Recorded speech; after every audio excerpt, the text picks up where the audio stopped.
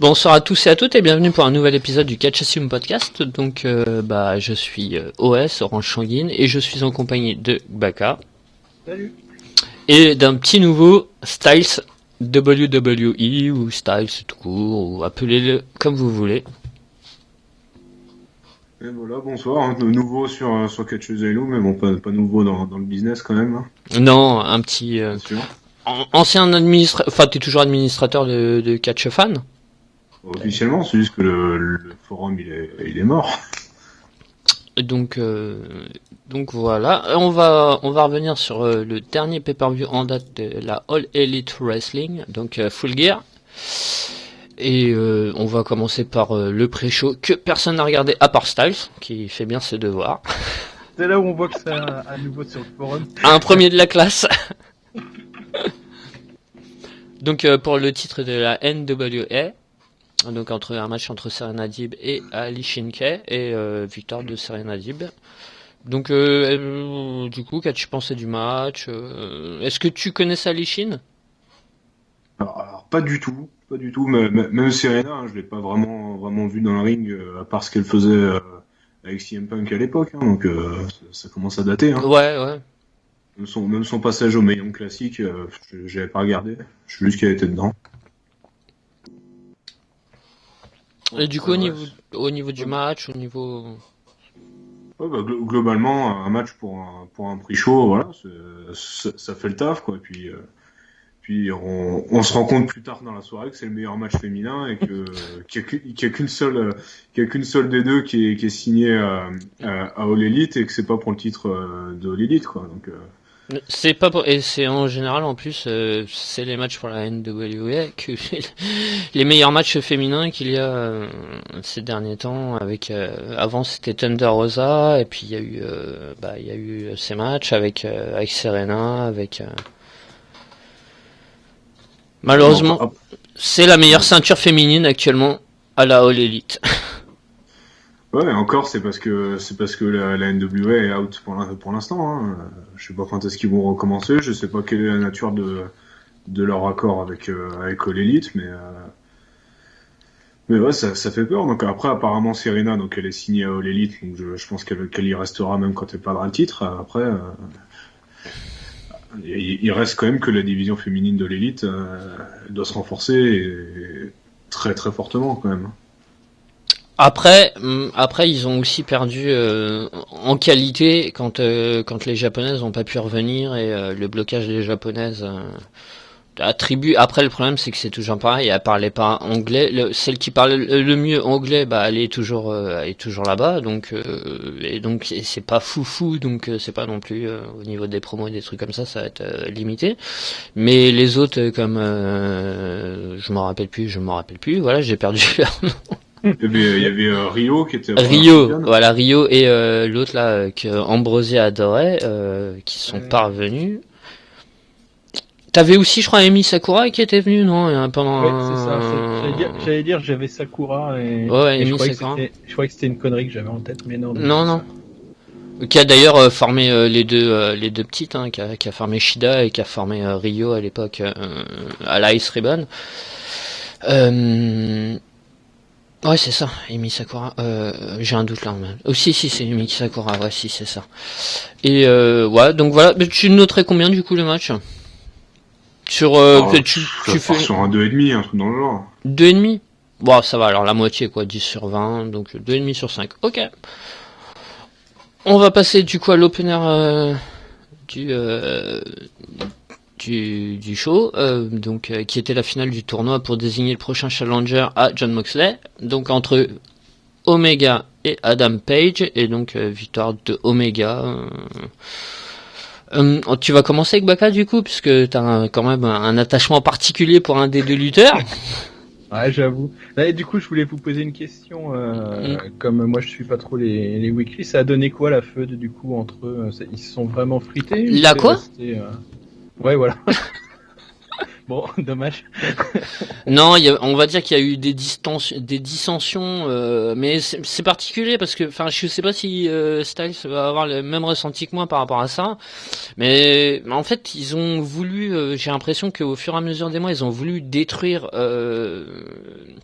The Elite, quoi, mais sans le détruire, quoi, en se disant, en laissant une marge. Il y a un moment donné, je sais plus dans quel match, il y a Omega qui est intervenu, et puis il y a Page qui n'a pas pu intervenir, ou je sais plus quoi, pour aider les Bucks. Enfin, c'est vachement compliqué, parce qu'en fait, t'as l'impression que à un moment donné, il y avait tout le monde qui devait turner. Au final, il y a personne qui a fait un turn.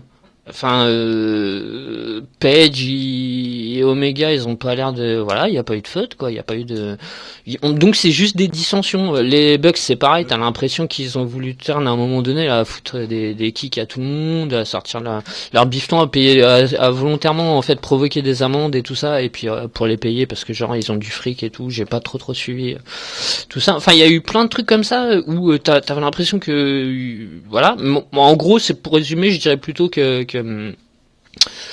les FTR, ils ont en fait, ils ont détruit The Elite, mais en laissant quand même une porte de sortie s'ils voudraient se reformer. S'ils ont fait un truc plus ou moins concret, c'est que ils ont viré Page quand il a coûté le match au box pour se qualifier pour All Out. Ouais. C'est le seul truc qui est à peu près complet. D'ailleurs, après le match des Bucks, on voit qu'il y a Omega qui rentre dans le ring pour célébrer, et Page qui reste dans le tunnel à côté. Mais j'ai plutôt l'impression qu'ils attendent de faire un turn d'Omega pour tout détruire. Et donc que Page resterait face, ou parce que moi j'aurais plutôt senti l'inverse, quoi. Page il partait. En plus, il y a eu le fameux tag team match qui était incroyable à l'époque. Je crois que c'était Revolution, non? Ce tag team match. Page Omega contre les. Ouais, c'est ça. Et parce que t'avais ce début d'histoire quand même qui était incroyable, qui était super bien booké, qui était super. Et t'as l'impression qu'en fait, quelques mois plus tard, t'as pas de fin, il y a pas de. T'as envie de dire tout ça pour ça, c'est dommage, quoi, parce que c'était super bien raconté, parce qu'il y avait une vraie dissension entre Omega et Page, le côté vachement mis en avant où Page commençait à devenir alcoolique, ça aurait peut-être pu jouer sur son amitié, puis au final, t'as l'impression qu'Omega il a accepté ça, il a accepté. Parce que c'était quelque chose aussi qui était mis en avant et qui aurait pu les faire feuder, qui aurait pu voilà. Et puis au final, toutes ces dissensions qu'il y a pu y avoir, ça a juste amené à une séparation en bons termes. Enfin, moi j'ai l'impression qu'ils sont encore plus ou moins en bons termes. Ils se sont pas énervés l'un contre l'autre. Il y a pas eu de. Je sais pas si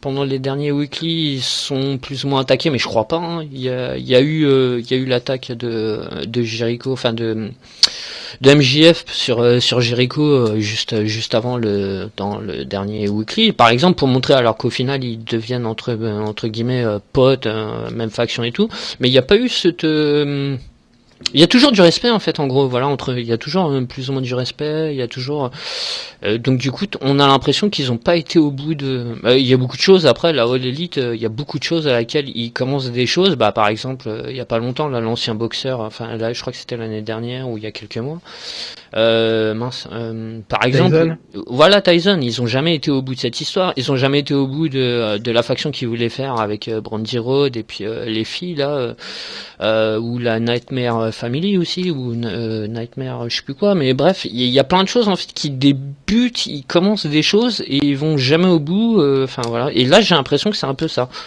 Après ça laisse plein de portes de sortie derrière, quoi, parce que du coup The Elite c'est pas tout à fait abandonné non plus, c'est pas tout à fait, donc on verra plus tard, hein. Peut-être que c'est un truc, une histoire qui va durer sur des mois ou des années, et puis que ça finira par Est-ce que Omega et Page vont pas feuder quand Omega deviendra le prochain champion, par exemple?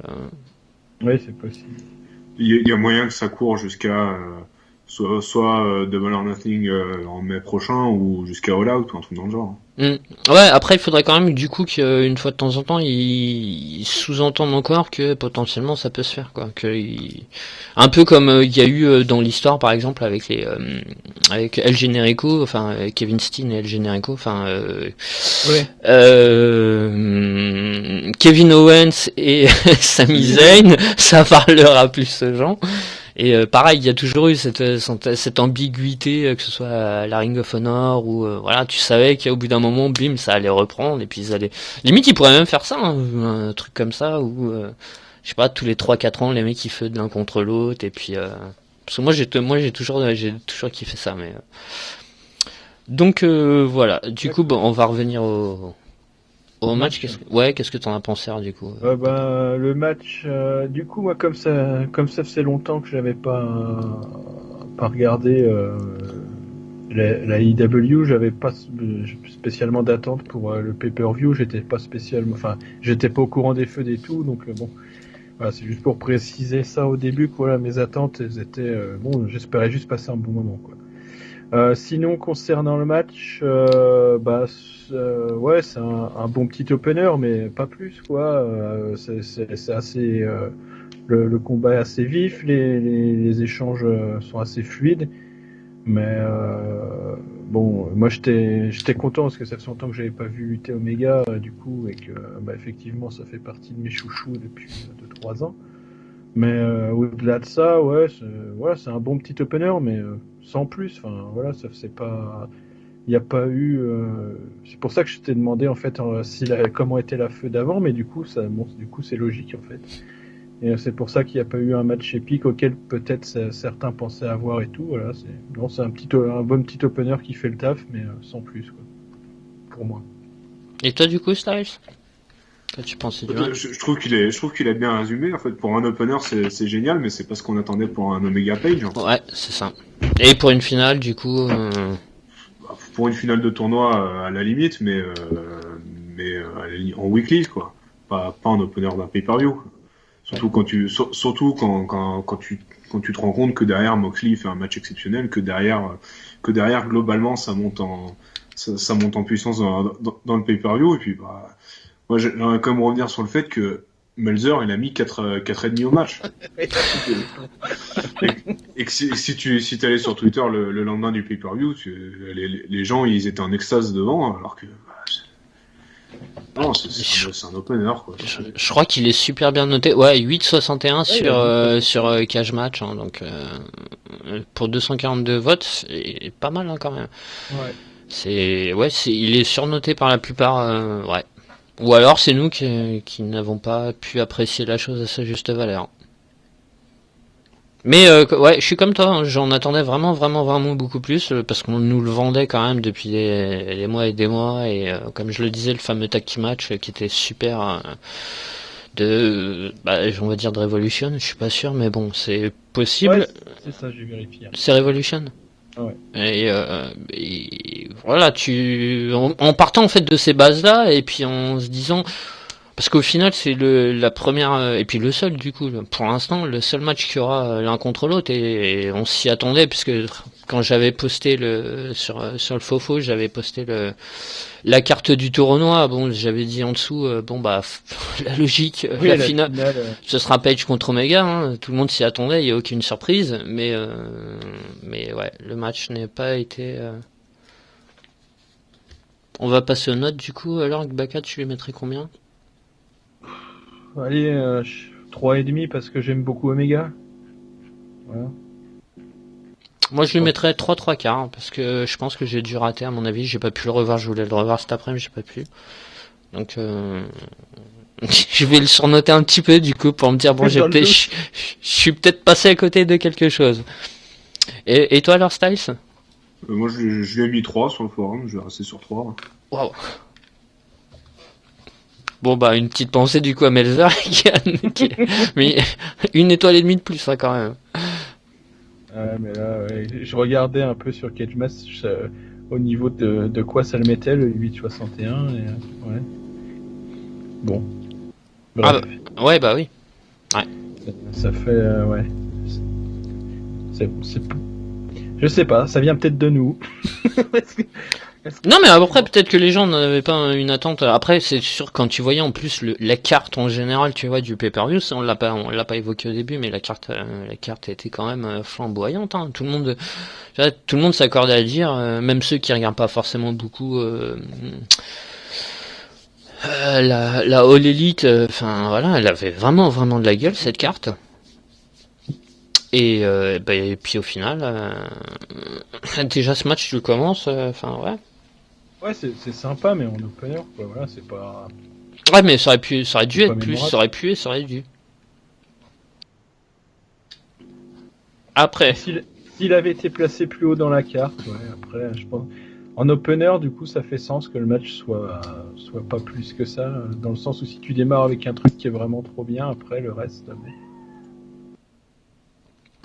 on va passer ensuite au match suivant, du coup, alors, au match Orange Cassidy contre John Silver, numéro 4, le numéro 4 du Dark Order, avec une victoire pour moi, c'est quasi le catcheur le plus surcoté de cette année, là, à ce niveau-là, enfin... Ouais. Et pourtant, je l'aimais bien, enfin, je l'ai vanté, j'étais super content quand il a signé à l'élite, mais là, il devient, mais limite... ouais, ça va, c'est contre John Silver, il aurait gagné contre quelqu'un d'autre. Remarque, je crois qu'il a gagné la fête contre Chris Jericho, mais Il a battu 2 fois Jericho. ouais, c'est vrai. Mais non, mais Encore, je l'aime bien. Le Mais... dernier match, il devait le pousser dans une piscine de jus d'orange et de champagne. Stipulation inventée par Chris Jericho. Hein. Il fait pas que voilà, autant il a eu des bonnes, il a Il été. a pas inventé que le Money in the Bank. Voilà, c'est ça. Personne n'est parfait. Et du coup, ouais, bah une victoire de Cassidy, donc ça a dû faire content, ça a dû faire content. Ça a dû faire plaisir à Ambrosia, hein, bien évidemment, première fan du Fofo de Orange Cassidy, mais bon, voilà, avec le match. Bah Styles, qu'est-ce que t'as pensé du match? Bah, comme d'habitude, c'est un copier-coller d'un match typique d'Orange Cassidy, quoi. C'est toujours la même chose. Hein. Au bout d'un moment, c'est le problème avec ce personnage, c'est qu'au bout d'un moment, tous ces segments, tous ces matchs, c'est toujours pareil, on a l'impression. Donc pour ça, le surnom que lui donne Cornette, il est parfait, Pockets. Ça résume tout le truc en fait. D'un moment, dans le match, il se fait il se fait exploser par Silver les 3 quarts du match. À la fin, il nous lâche un ressort façon Roman Reigns et puis terminé, quoi.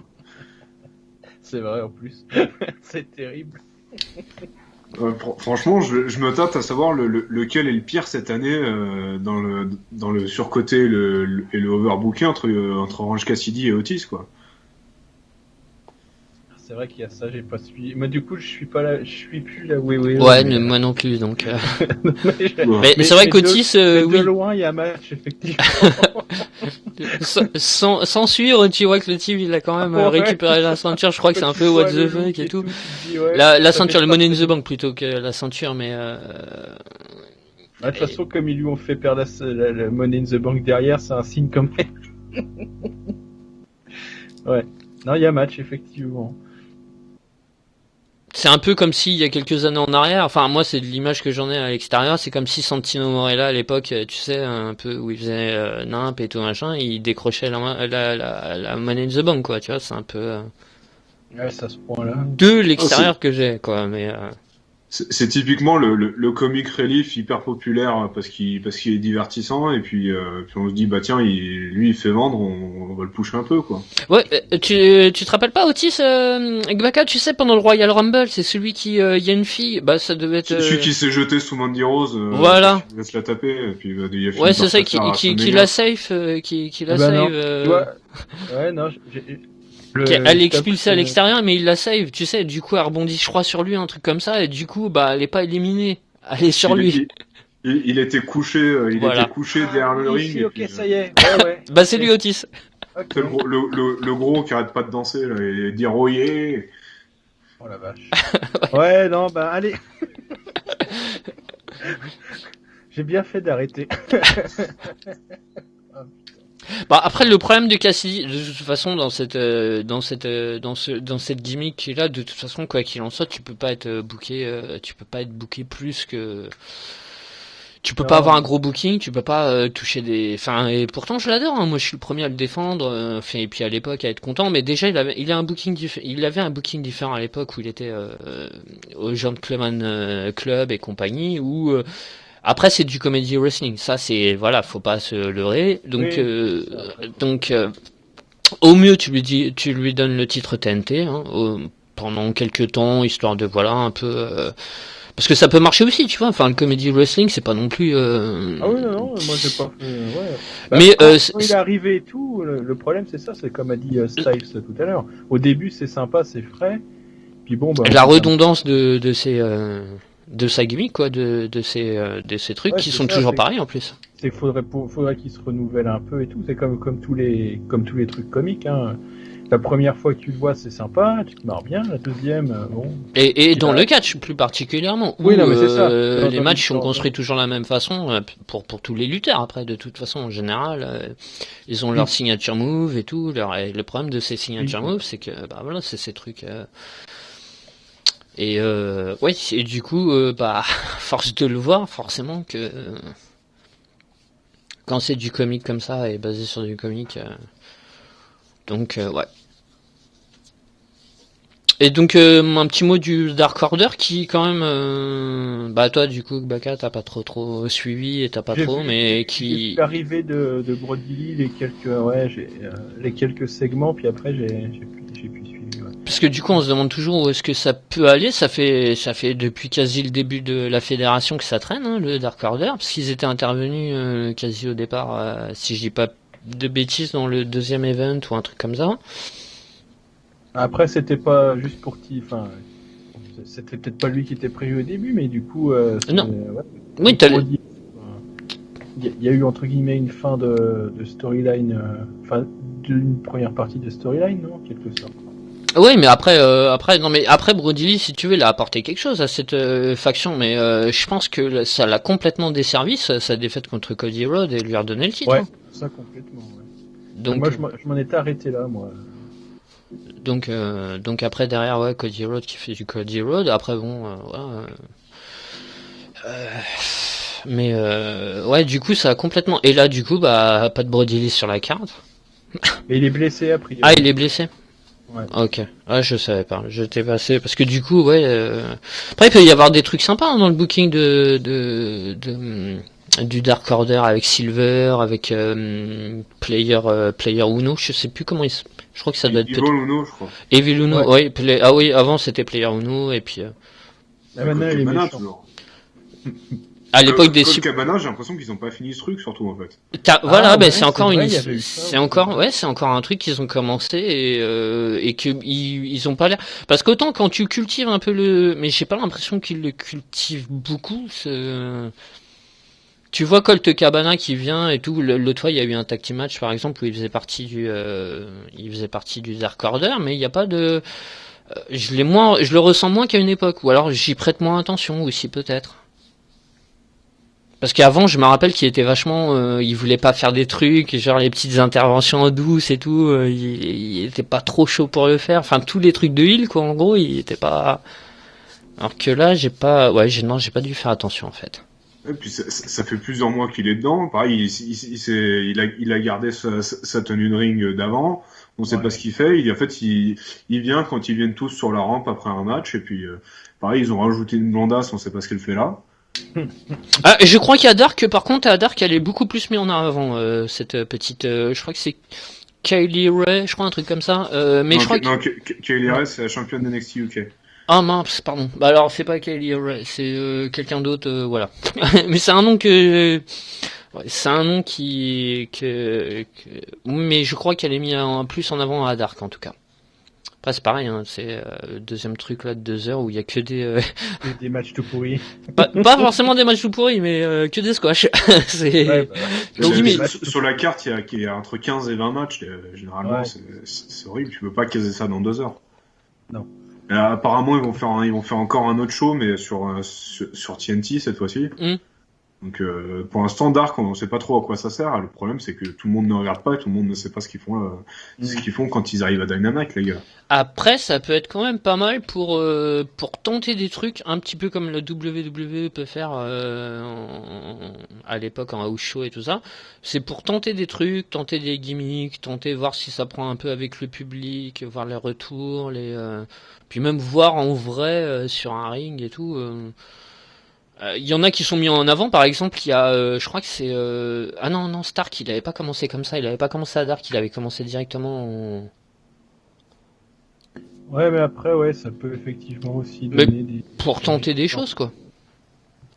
Je crois qu'il y a Abaddon aussi qui fait pas mal de dark ou un truc comme ça. Elle avait commencé à Dynamite, Ouais. on l'a plus Bah, trop eu. ouais, bah c'est surtout qu'en fait, elle a pas eu de bol, mais elle s'est blessée coup sur coup 2 fois. Elle s'est blessée, la première fois, elle était apparue à la All Elite. Et ils ont pas de bol aussi au niveau des catcheuses, c'est qu'il y en a beaucoup qui se blessent. Il y avait celle, là, l'extraterrestre, là, qui... Ah oui, mais elle était pas... Ouais, Starlander ou je sais plus quoi. Là. Oui, c'est ça. Skatelander, je crois. Statlander? Ouais, et qui C'est s'est blessé. Statlander. Ouais, c'est ça. Qui s'est blessé, Abaddon qui s'est blessé le lendemain de... Et là, pendant Halloween, elle faisait un event, je sais pas si c'était à Dark ou quelque chose comme ça, elle s'est reblessée. Donc ils ont aussi pas mal de blessés. Côté... Ils ont Britt Baker aussi qui est sur la touche depuis un moment. Ouais.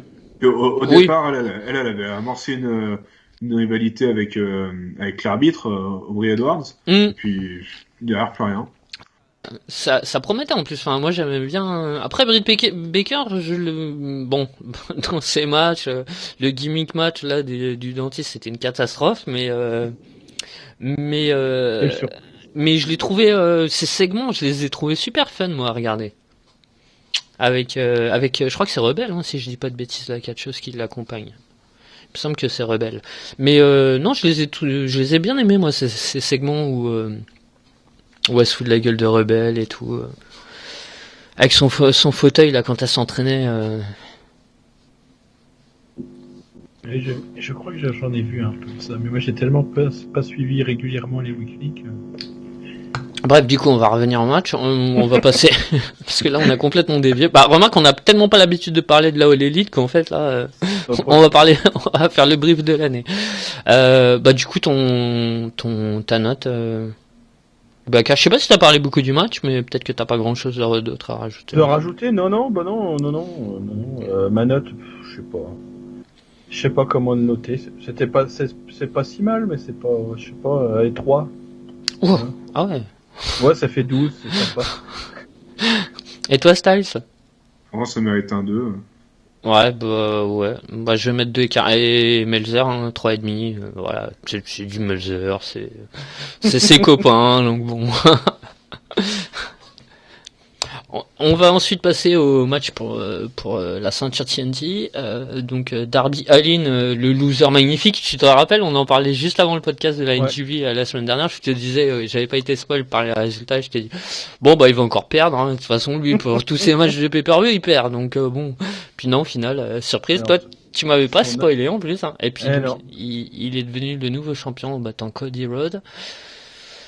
Dans un bon match, moi que j'ai beaucoup aimé aussi également la fin avec Darby, même si j'aurais aimé le voir célébrer, mais déjà Cody qui lui donne la ceinture et tout, qui veut le faire célébrer, puis après intervention et j'ai adoré. Qu'on n'ait même pas le temps en fait de profiter. Pourtant, Darby Allin, c'est l'un de mes catcheurs préférés ces derniers temps. Et non, bah j'ai adoré le booking de ce match. J'ai tout adoré dans ce match. C'est vraiment l'un de mes matchs préférés de la soirée. Je sais pas si toi, t'as eu ce ressenti aussi également, Gbaka. Bah moi, ce que je t'avais dit dans l'échange de SMS, le problème c'est que ce match, je l'ai regardé en semaine un soir, et que du coup bah, c'était le 3e match effectivement, et que je commençais à fatiguer. Donc j'ai pas tout bien vu. J'ai essayé de regarder de nouveau la partie que j'avais pas vue, enfin que je pensais pas avoir vue, parce qu'en fait j'en avais vu pas mal. À midi et du coup ouais je sais pas si c'est les circonstances ou coquesses, je suis jamais vraiment rentré dans le match. Alors après c'est pareil en suivant pas j'imagine que j'en perdais en suivant pas la storyline et tout, même si bon je savais quand même que Darby était un loser magnifique pour le coup. Mais ouais non du coup je suis jamais vraiment rentré dans le match. Et je sais pas, j'ai eu du mal à... C'est la première fois que ça me fait ça, parce que c'est pas le premier match de Darby que je vois. je sais pas, il y avait une telle différence de gabarit aussi. Et comme c'était souvent filmé en contre-plongée avec Darby devant et Cody derrière, ce qui rendait Cody encore plus grand par rapport à Darby, j'ai eu du mal même avec ma suspension d'incrédulité là.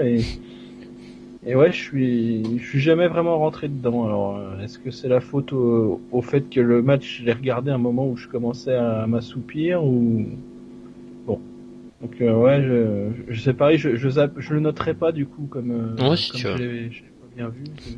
Je serais pas, enfin ce serait pas honnête quoi. Non, mais après, tu peux quand même le noter, et puis par rapport à ce que t'as ressenti aussi, parce que t'as le droit aussi de pas, tu vois, enfin, Ouais, non, mais ça, pas je suis apprécier pas, un match voilà. que tout le monde a apprécié, enfin, voilà, après, tu vois, les goûts, Moi, les c'est pas que je couleurs. l'ai pas apprécié, c'est que ouais, enfin, ouais, je suis jamais rentré dedans quoi. Je l'ai pas trouvé mauvais, tu vois, c'est pas le truc, mais ouais, je suis pas rentré dedans. Après, tu sais que par rapport aux fans de la All Elite, Cody divise énormément les avis. Hein. Il y en a qui trouvent qu'il fait un bon job pour mettre en avant, pour notamment avec Brody Lee. Enfin bon, ça a duré quelques semaines le temps qu'il aille faire un film ou je sais plus quoi ou une série. Et puis bon, bah voilà.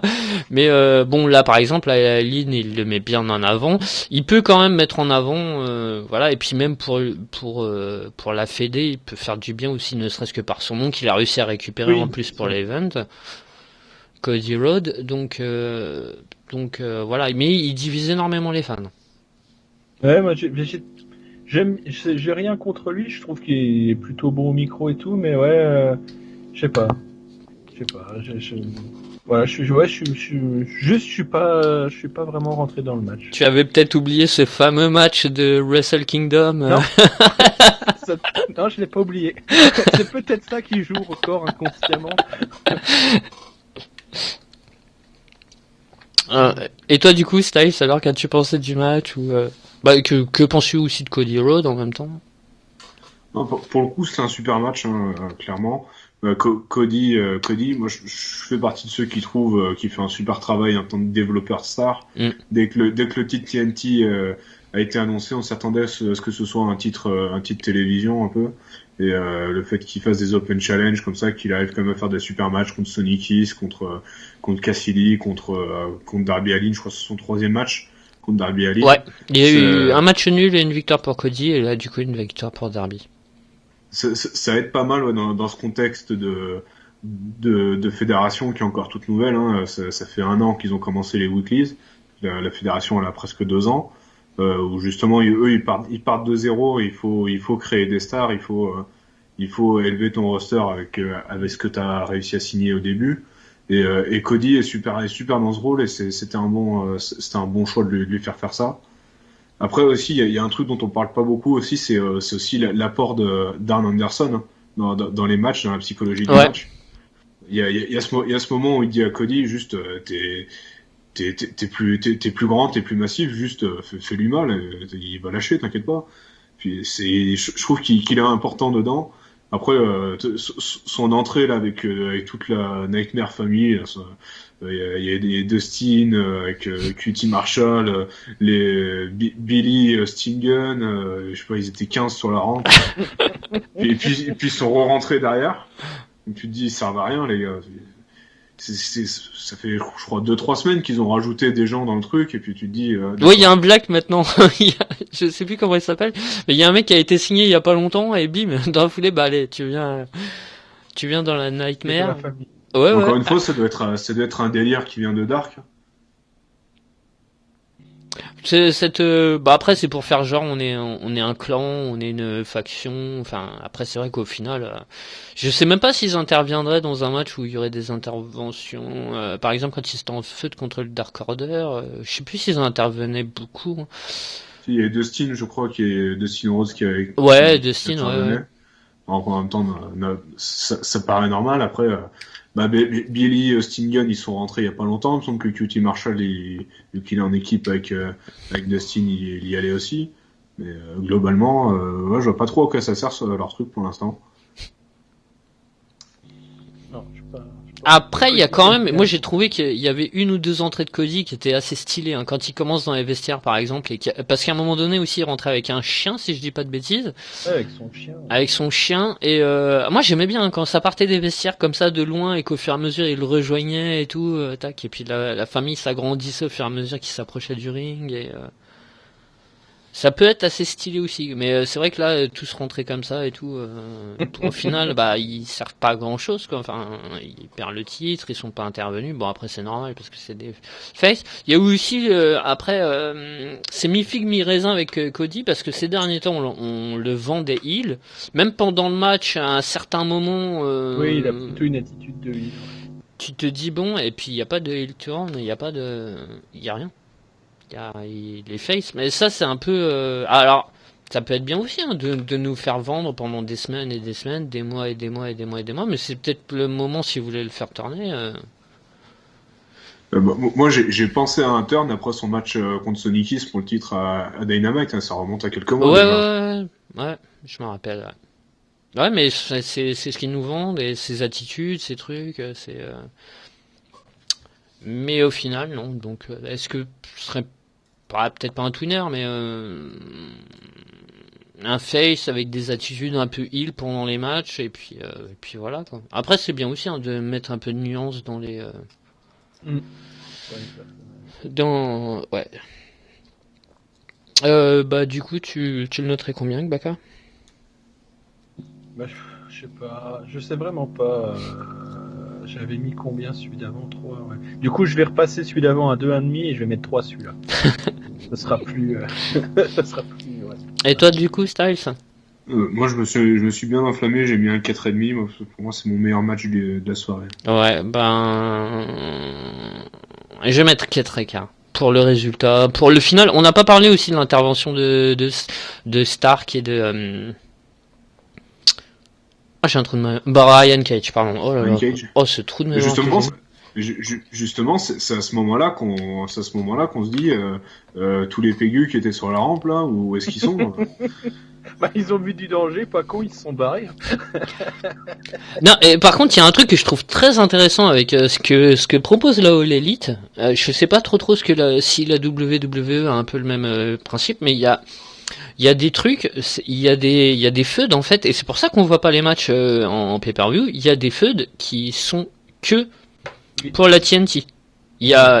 On les garde pour les TNT. Par exemple, t'avais les matchs, t'avais Ortiz et Santana contre les Best Friends à l'époque. Toute la feud, elle a duré. Alors ils sont peut-être intervenus une ou deux fois, je me rappelle plus en pay-per-view, peut-être pour juste mettre en avant. Mais il n'y a pas eu. Et je le regrettais à un moment donné, mais au final, ça a une certaine logique. Cody, hein, d'ailleurs. Ça a fait que du. Tu gardes en fait ces feuds, tu les gardes pour la télévision et c'est pas plus mal. Alors malheureusement, bon bah j'aurais aimé moi qu'un Santana et Ortiz contre les Best Friends, là, le fameux parking match où je sais plus c'était quoi la stipulation, qui était vachement sympa, un match vachement fun à suivre.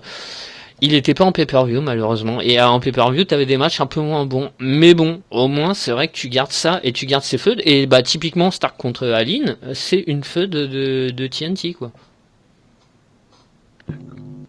Et c'est cool. Donc voilà. Et j'espère qu'on va avoir un match pour le titre entre les deux prochainement parce que ça pourrait être vraiment, vraiment cool et vraiment sympa. D'ailleurs, une bonne pioche, hein, Stark. J'aime beaucoup. Je sais pas ce que t'en penses, toi, Style. Moi, généralement, Dynamite, je le regarde un petit peu ce qui m'intéresse, un peu ce qui m'intéresse pas. Après, ce qu'ils font avec Taz et Brian Cage, ça a quand même du potentiel. Après, à voir ce qu'ils vont faire avec. Mais ouais, Starks, ouais, il est pas mauvais. Après, j'attends d'en voir plus quand même parce que je suis pas, c'est pas celui que je regarde le plus à Dynamite. Après ouais, quand même, ça promet. Je vais voir ce qu'ils vont faire avec ça. Déjà, quand ils avaient mis Taz avec Brian Cage, ça remonte à Double or Nothing quand même. J'avais trouvé ça intéressant. Le fait d'utiliser Taz en manager plutôt qu'en commentateur, c'est assez intelligent.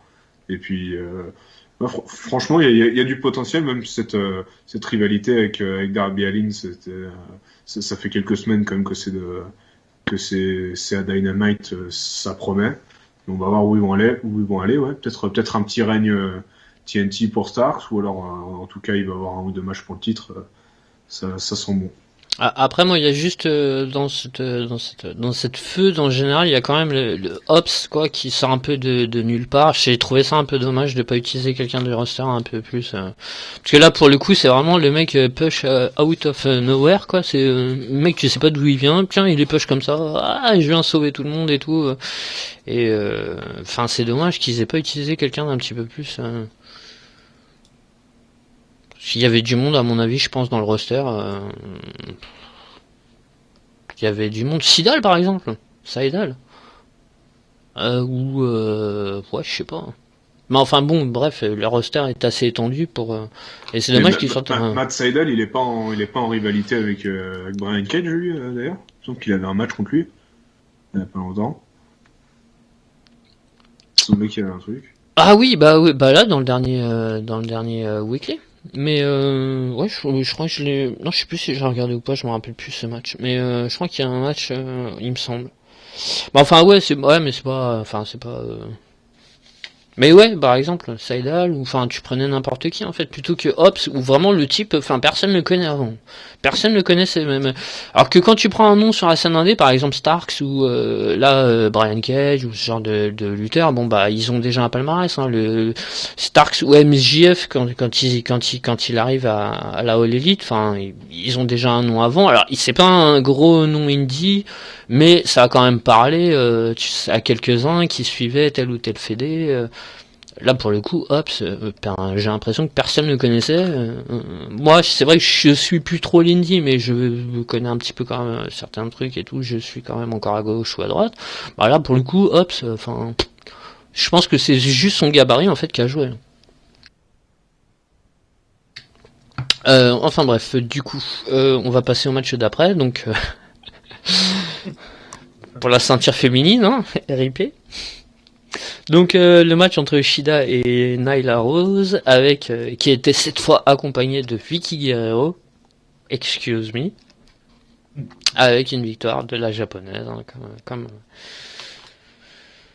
comme lors de leur dernier affrontement. Et Baka. Mais pourquoi? Ça faisait longtemps que tu nous as pas parlé d'un match féminin à la All Elite. Ouais, d'un match féminin tout court, hein, du coup, vu qu'il n'y en a pas. À la New Japan, non, c'est vrai. Donc, ouais, bah. Voilà, c'était bien quand ça s'est arrêté. Après, Shida, bon, ouais. C'est pas une lutteuse exceptionnelle, mais c'est pas mal quand même. Et le problème, ouais, Nyla Rose, elle est beaucoup plus limitée en face. Et puis ils ont voulu pas refaire, je suppose, la même chose que lors du premier match. Et du coup, ça a été un peu beaucoup laborieux. Donc ouais, il n'y a pas une grosse alchimie entre les deux.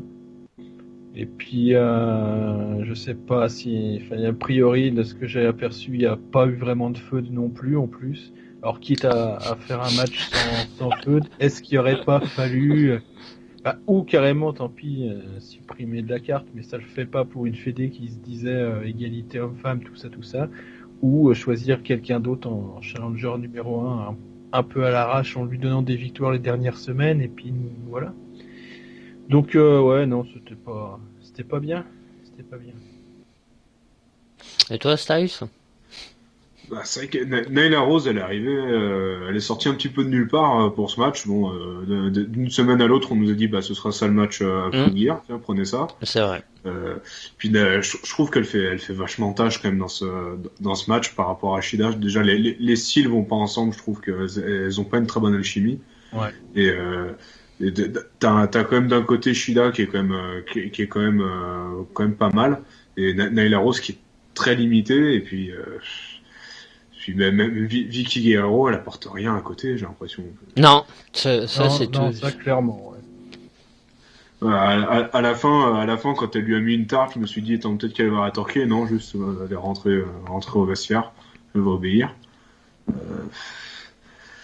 Ouais, bah après, tu parlais d'égalité, ils sont peut-être dit mettre un trans sur le ring, ça fait de quoi dire qu'on fait de l'égalité. À l'époque, à l'époque, ouais, c'était pour ça qu'elle avait été, parce que c'était à cette époque où la All Elite était en pleine, nous, voilà, il y a pas de discrimination homme-femme, il y a pas de, tout le monde, parce qu'ils avaient même sorti aussi ça, tout le monde serait payé à la même échelle, femme ou homme. Ils ont une transgenre ou un transgenre, je sais pas trop comment on dit, et je m'en excuse, mais donc c'est là où ils ont Ils ont un bien non-binaire aussi. voilà, avec Kiss, et c'était pour mettre tout ça en avant, et puis le fait de dire, après ça avait fait gueuler, hein. Je me rappelle quand elle avait été championne, Rose, sur Twitter, les mecs, non mais c'est pas possible, un mec champion féminin et tout. Enfin, je sais qu'ils avaient pas mal choqué la bien-pensance des tweetos. En fait, de toute façon, Twitter, c'est choqué pour un oui, pour un non, non. mais du coup, ouais, du coup, ils l'ont booké très fort à l'époque. Ils sont là, il y a plus grand monde. Alors, il y a plein de filles qui étaient dispo, je crois plus ou moins. Yvelis, on sait pas trop si c'est signé, pas signé. Malheureusement, si c'est pas signé, il faudrait vite qu'ils se dépêchent de la signer, parce je pense qu'il y a plein de choses à faire avec plein de lutteuses qui sont pas signées à la All Elite. Et puis faut reprendre ça en main, parce que ouais, et puis faire des vrais trucs, quoi. Puis autant Nyla Rose, ça avait été, de mémoire, son match contre Rio en pay-per-view avait été vraiment sympa, parce que les deux styles se mariaient bien, la brute d'un côté puis la rapide de l'autre. Mais ouais, non, là c'est la cata, quoi. Hein. Moi, je regarde plus la WWE, mais rien que de ce que je vois de loin, il n'y a pas photo entre les deux divisions. Hein. Mais surtout, c'est eux qui ont tout raflé au niveau féminin. Tout le Star Power, il est chez eux. Ils ont fait les 2 millions classiques pour ça, pour recruter. Quand t'as 4 divisions à remplir, au bout d'un moment, ouais, les gars ils prennent. Hein. Ah ouais, donc aller chercher à côté, c'est compliqué. Ils ont récupéré vraiment pas mal, comme Sarah Logan. Donc après il y a le booking. Bon, il a pas forcément suivi et tout, mais il y en a plein comme Nikki Cross, comme Sarah Logan qui avait une super réputation, qui avait vraiment une super bonne catcheuse. Qui était à la Shimer à l'époque et tout, mais même moi, parce que je sais que Shida, il y en a beaucoup qui la défonce, et un peu à juste titre. Moi, Shida, je l'ai connue à l'époque où elle était à Shimer et même où elle était au Japon. C'est une catcheuse que j'adorais énormément, et j'ai l'impression, elle me fait penser un petit peu, ça va te parler un peu à toi, Bakar, qu'elle nous fait une Nakamura d'il y a 2 ou 3 ans à la WWE. Elle fait la feignasse. Voilà, c'est ça, elle fait la feignasse. Mais c'est vrai, parce que, enfin, Shida, c'est une super bonne catcheuse, mais quand tu regardes ses matchs, tu sais, autant des fois on peut dire, il y a des lutteurs, ils lutteraient contre un manche à balai, Kota Ibushi par exemple, il serait capable de sortir un super bon match contre un manche à balai, mais là pour le coup, Shida, c'était peut-être ça il y a quelques années, mais là, enfin, elle s'est reposée sur ses lauriers, elle propose vraiment plus grand chose. Enfin, c'est je pense que même contre une super bonne catcheuse, le match il serait pas ouf. Non, il serait pas ouf, parce que Shida, c'est pas la Shida d'à l'époque, quoi. Est-ce qu'elle a changé de style? J'ai pas trop fait attention, puis je me rappelle plus trop de l'époque, mais en tout cas, je sais qu'à l'époque, ça donnait des super matchs, et en plus, elle était plus jeune, donc c'était encore plus flagrant. Tu disais, putain, cette gamine, elle a 20 ans, elle arrive comme ça aux États-Unis et tout. Elle débarque aux États-Unis, elle te propose des trucs. Donc, et puis, après, faudrait voir aussi du coup la liste des catcheuses, parce qu'il y a Ivelis, il y a Thunder Rosa du coup qui pourrait peut-être plus ou moins avec les lutteuses de la NWA voir si il y en a pas une ou deux qu'on pourrait recruter, mais je pense que une fille comme Cheerleader Melissa aussi, je pense que qui pourrait être dispo, qui pourrait apporter un petit peu de technicité, un petit peu de Alice Shinke aussi. Il faut faire des feux, de toute façon il n'y a pas à chier, à la limite. Si t'as une bonne feud, ça permet un peu, en racontant l'histoire dans le match, de cacher parfois des limites in-ring et tout, mais Oui, voilà, raconter des belles histoires et tout. Après, ouais, c'est ça. après, tu vois, par exemple, moi, ce qui s'est passé autour de Britt Baker, bon, sauf avec l'autre. Ah ouais, mais enfin, quand t'as aussi, attends, c'était contre qui qu'elle a fait feuder dernièrement Britt Baker là, contre la Black là. Big Swall. Oui. C'est Big Swall. Hein, Oui, Ouais, Big c'est Soul, ça, ouais, ouais. c'est ça, Big Soul. Ah, non, mais ouais, après, quand tu mets autant over, tu vois, Big Soul, par exemple, enfin, Ouais, je comprends pas non plus. Ouais, c'est enfin voilà quoi. Mais Britt Baker, elle, au moins, apportait quelque chose, tu vois, dans les Et moi, je storylines, hein, pensais pas sur le qu'ils allaient catch. Hein. arriver à ça. Mais, Je pensais mais, que ça arrivera à Shida Baker, comme c'était construit il y a quelques mois. Puis en fait, peut-être avec les blessures de Baker à répétition, ça a jamais eu lieu. et puis leur mettre un petit peu de temps d'antenne, parce que du coup, eux-mêmes, ils doivent se dire, bon, bah, ils sont, voilà, les matchs, ils doivent s'en rendre Ouais, compte, c'est ils ça. sont obligés limite de le booker, parce que bon, il faut qu'il y ait une défense de titre féminin, voilà. Limite, bon, bah, allez, vas-y, on propose un match, mais il faudrait qu'ils fassent Ouais, puis peut-être l'effort comme il y a de... NXT en face, ils veulent, enfin, ils veulent pas, ils peuvent pas trop se permettre de perdre de l'audience et tout. Parce que si j'ai bien compris, hein, des 2-3 interviews là que j'ai lues pendant la semaine, pour les segments féminins, enfin les passages féminins, ils perdent tout le temps de l'audience a priori. Donc, Ah, ouais, bah, après, ouais, si tu racontes pas d'histoire, si tu... bah voilà, c'est ça. Hein.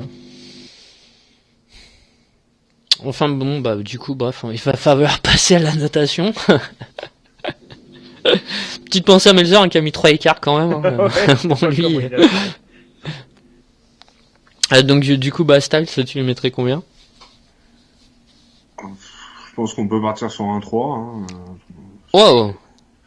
Ah, c'est un peu beaucoup, mais bon, je Ah, veux et dire 3 pour Shida et puis. Je crois que quand même tu voilà. l'as plus noté que le Dark Match. Enfin, Non, du coup, on va descendre à 2,5 parce que 3 ça me fait autant qu'Omega Page. Ouais, bah voilà. Donc j'y La repense. fameuse stratégie du rétro-pédalage de ennemi, elle est valide. Et du coup, toi, Akbaka, tu mettrais combien? Ouais. J'hésitais entre 2,5 et voire en dessous. Waouh. Ah oui. Ouais, les 2,5 quand même pour Shida. Ah bah, moi ça dépasse pas les 2 écarts, hein, mais bon. En plus, le match il a duré quasi 15 minutes, donc... Ouais, le problème c'est ça, c'est que c'était long. On va ensuite passer au tag team match pour les titres par équipe de la All Elite, mais qui divise... 15 étoiles. qui divise énormément. Enfin, je sais qu'il divise. Je sais, par exemple, toi, Styles, tu as un avis très différent du mien et je pense de Gbaka aussi. Enfin, du coup, non, en fait, toi, je sais pas ce que t'en as pensé. Ah, si, Ouais, tu je m'avais suis dit. resté Là. mystérieux, moi. Par SMS, si, quand même, tu m'avais dit plus ou moins que tu l'avais j'ai quand bien même aimé. apprécié ce match. Mais, bah, vas-y, Styles, alors, on va commencer par le négatif en premier. Même si je te rejoins sur certaines choses, hein, quand même. Le genre de match qui fait que sur Twitter je me fais traiter de suppôt de Satan Védro oh, rétro Satanas. qui s'est fait laver le cerveau par Jim Cornette.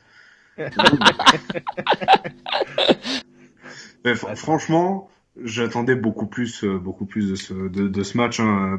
Bucks FTR, ça fait 4 ans qu'ils se font une rivalité à distance. Là, ils se retrouvent pour pouvoir faire un match. Et là, je trouve que le match arrive quand même un petit peu trop tôt par rapport au règne d'FTR quand même qui a duré à peu près 1 ou 2 mois, un truc dans le genre. Ils ont peut-être pas eu les titres assez longtemps. Après, ouais, j'aurais bien aimé voir ce qu'ils allaient faire avec les titres, les voir les défendre contre Best Friends, Private Party, Santana Ortiz peut-être, voir un petit peu quand même ce qu'ils peuvent donner parce que pour l'instant, bah, pour l'instant FTR, je retrouve pas, je retrouve pas, tu vois, l'équipe exceptionnelle qu'on avait à NXT, tu vois. Le revival. Et dans les matchs, ça se ressent aussi. Après, c'est vrai qu'il fallait aussi s'adapter au style des Bucks. Après, c'est aussi l'un des problèmes que je peux avoir avec les Bucks, c'est ces matchs avec énormément de high spots où finalement il y a beaucoup de moves, beaucoup de prises qui ont plus beaucoup de sens. Bah, moi, l'enchaînement qui m'a fait mal, c'est le 3D avec le Twist of Fate et le Swanton Ouais, même si j'ai même pas revérifié, mais je suppose que c'était sur un sur Wheeler et un sur Harwood. Bon, quand même, derrière, ça se finit sur un nearfall. Bon, euh, moi, j'aime pas trop voir ce genre de spot. Pareil, à un moment, il y a FTR qui a fait un heart attack. Au bout d'un moment, ce move, on le voit dans beaucoup de matchs tag team aujourd'hui. Et il a plus beaucoup de sens. Ça, c'est un petit peu comme le super kick, mais version tag team. Tu vois, c'est un move de transition qui va te donner un near fall ou qui va enchaîner derrière sur un vrai finish. Mais voilà. Et puis je trouve que le finish du match, il y avait de l'idée faire un 450 à Cash Wheeler. Alors j'ai envoyé le spot en snap à mon frère qui avait pas vu le pay-per-view. Il m'a dit putain, il sait faire ça lui. Et, pour le coup, ça surprend de devoir faire un 450 parce que no flips only fists. Ouais. Ouais.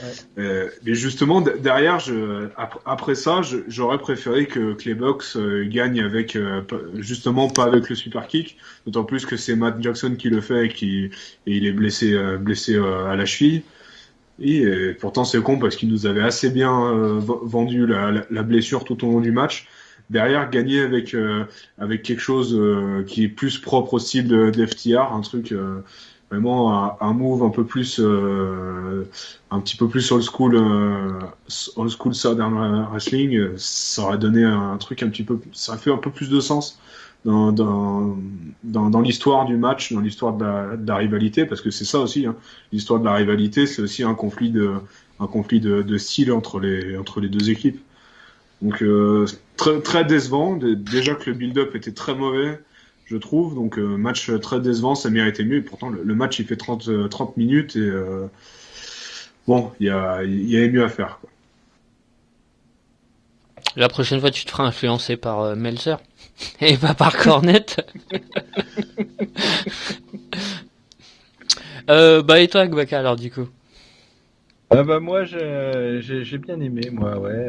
Alors après tout ce qui est build-up tout ça bon, comme je suis pas Bah, les weekly du coup j'ai pas vu ce que ça a donné avant mais bon bah leur rivalité effectivement datant un peu bon il n'y avait pas forcément besoin en fait de suivre plus que ça pour être vaguement au courant du coup mais sur le match en lui-même ouais bah non moi j'ai pas eu ces problèmes là déjà je pensais pas qu'il était aussi long pour être honnête là avant de voir la durée donc j'ai pas vu le temps passer devant et après bah, les points qui ont dérangé Styles moi ça m'a pas voilà j'ai même plutôt bien aimé enfin, d'un côté j'ai bien aimé et d'un autre côté je trouvais ça presque un peu prétentieux de faire même si c'est toujours sympa les hommages et tout comme ça au tag team du passé qu'on marquait un peu tout le monde. Et puis il y avait même des références à des équipes de la Fédé ou à Omega Ibushi machin et tout. C'était sympa, mais en même temps je me dis ouais ça fait un peu prétentieux parce que ça fait un peu nous on est l'aboutissement. Alors en même temps prétentieux et en même temps ouais. Enfin, on n'est pas obligé de le prendre comme ça parce que on se place dans la lignée aussi dans l'héritage quoi, mais donc ouais, voilà, pourquoi pas. Je m'attendais pas forcément à ça non plus, j'avoue, sur le papier. Mais après non, ouais, non, moi j'ai vraiment beaucoup aimé le match. Après je saurais pas quoi dire précisément, mais ouais, j'ai trouvé que bah, les FTR font toujours, enfin, ils fonctionnent vraiment bien face à des équipes de face vives et tout. Que c'était DIY à l'époque et tout, c'est vrai que c'était des super matchs. Et là, ouais, j'ai trouvé que ça fonctionnait aussi avec leur jeu de heal classique. Ouais, j'ai bien aimé finalement l'ironie effectivement de la fin où les mecs ils se disent on va jamais réussir à les battre. Je tente un move un peu fifou et ben, je me fais punir direct quoi. parce que t'es pas... À mon avis, alors peut-être pas tout de suite, mais la rivalité entre les deux équipes est pas finie. Ouais. Ouais, je pense que... Je sais pas si on a eu justement pendant le dernier weekly, mais Non, mais à mon avis, ça va être en pause pour un moment, mais je vois pas ça se terminer comme ça sur du long terme. Après, j'en sais rien, mais je pense que ça redémarrera à un moment ou à un autre. Si ça va pas continuer déjà, j'en sais rien. Et donc, ouais, non, moi, j'ai vraiment bien aimé. Après, au point de mettre 5 1/4, peut-être pas, hein, mais, mais j'ai bien aimé. Ça reste Melzer, hein, il a une prise à son nom, donc au bout d'un moment, tu vois, voilà, moi les Bucks. Je fais ma fameuse pause fenêtre chat. Et du coup, je vais attendre Bakam, mais moi j'aime bien les Bucks, ce qu'ils font quand même ces dernières années où ils sont quand même, ils ont un peu modifié leur catch. Les Bucks. Ouais, les Bucks, ouais. Bah après, on en parlait déjà la semaine dernière avec le passage à NJPW où les Bucks étaient quand même pas loin de passer dans la catégorie Heavyweight. Et ouais, ils avaient carrément changé de style. Et ils avaient changé de style. Et tu le ressens. Parce que tu le regardes, par exemple, à la Ring of Honor, il y a 2-3 ans, avec leur super kick party et tout ça, c'était abominable. Et c'était... C'est moins foufou qu'à l'époque, hein. Même moi, bon, j'étais pas encore, on va dire, prêt pour ce style de match. En ayant l'habitude de regarder les matchs plus construits de la WWE à l'époque, mais c'est clair que ça n'a plus rien à voir avec le Spotfest d'il y a quelques années. Et il y en a quand même encore, mais il y en a encore. Et mais du coup, c'est ce qui dérange aussi pour certains, hein, parce que après, du coup, le Spotfest, ouais. tu aimes ou tu n'aimes pas. Après, par exemple, Panda était vachement critique envers ça, par exemple, à l'époque, hein.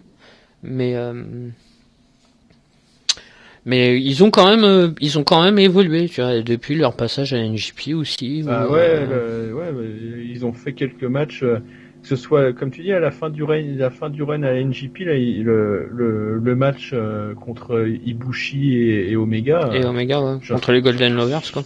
Ouais, voilà, j'ai un super souvenir, et il y a pas mal de storytelling et tout, avec une storytelling à l'intérieur, puisqu'ils se disputaient avec Omega déjà à l'époque, et puis dans le match où je sais plus si c'est Matt ou Nick qui a bien vendu une blessure au dos et tout. Alors, c'était ouais. Après, de toute façon, je sais que Chris Jericho, il en a pas mal parlé. Je fais une petite déviation avec Chris Jericho parce que je sais que c'est un truc parce que Jericho bosse pas mal dans les coulisses de la All Elite et il a mis pas mal il a essayé d'apporter beaucoup de storytelling dans les matchs, dans les bookings, même ça peut se ressentir un peu avec les matchs de Phoenix par exemple, typiquement. Oui, c'est ce que j'avais vu aussi. Lui, c'est vrai quand tu regardais ces matchs, même à la Blue Underground ou même, il y a pas beaucoup de, ouais, voilà, et puis même il y a pas de storytelling, il y a pas de début de fin d'histoire racontée sur le ring, et il a apporté dans les vestiaires et tout ça, il a apporté le plus important, c'est de raconter quelque chose sur le ring, quoi. C'est pas des sauts pour des sauts, ça vaut rien, ça. Même en revenant aux Bucks, on en parlait après le podcast la dernière fois, même leur match contre Omega et Page, question de ça, il y avait tout. Hein. Oui. Ouais, après c'est vraiment un match quand même particulier qui a raconté beaucoup d'histoires, mais c'est vrai que tu peux.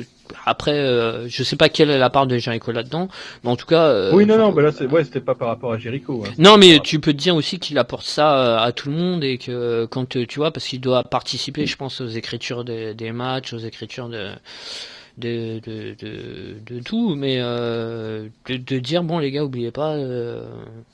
Qu'il faut quand même raconter un truc, quand vous attaquez la jambe et tout ça, faut que 10 minutes après le mec il ait encore plus ou moins mal à la jambe et que voilà, ça fait partie du storytelling et des détails qu'il faut pas oublier quoi.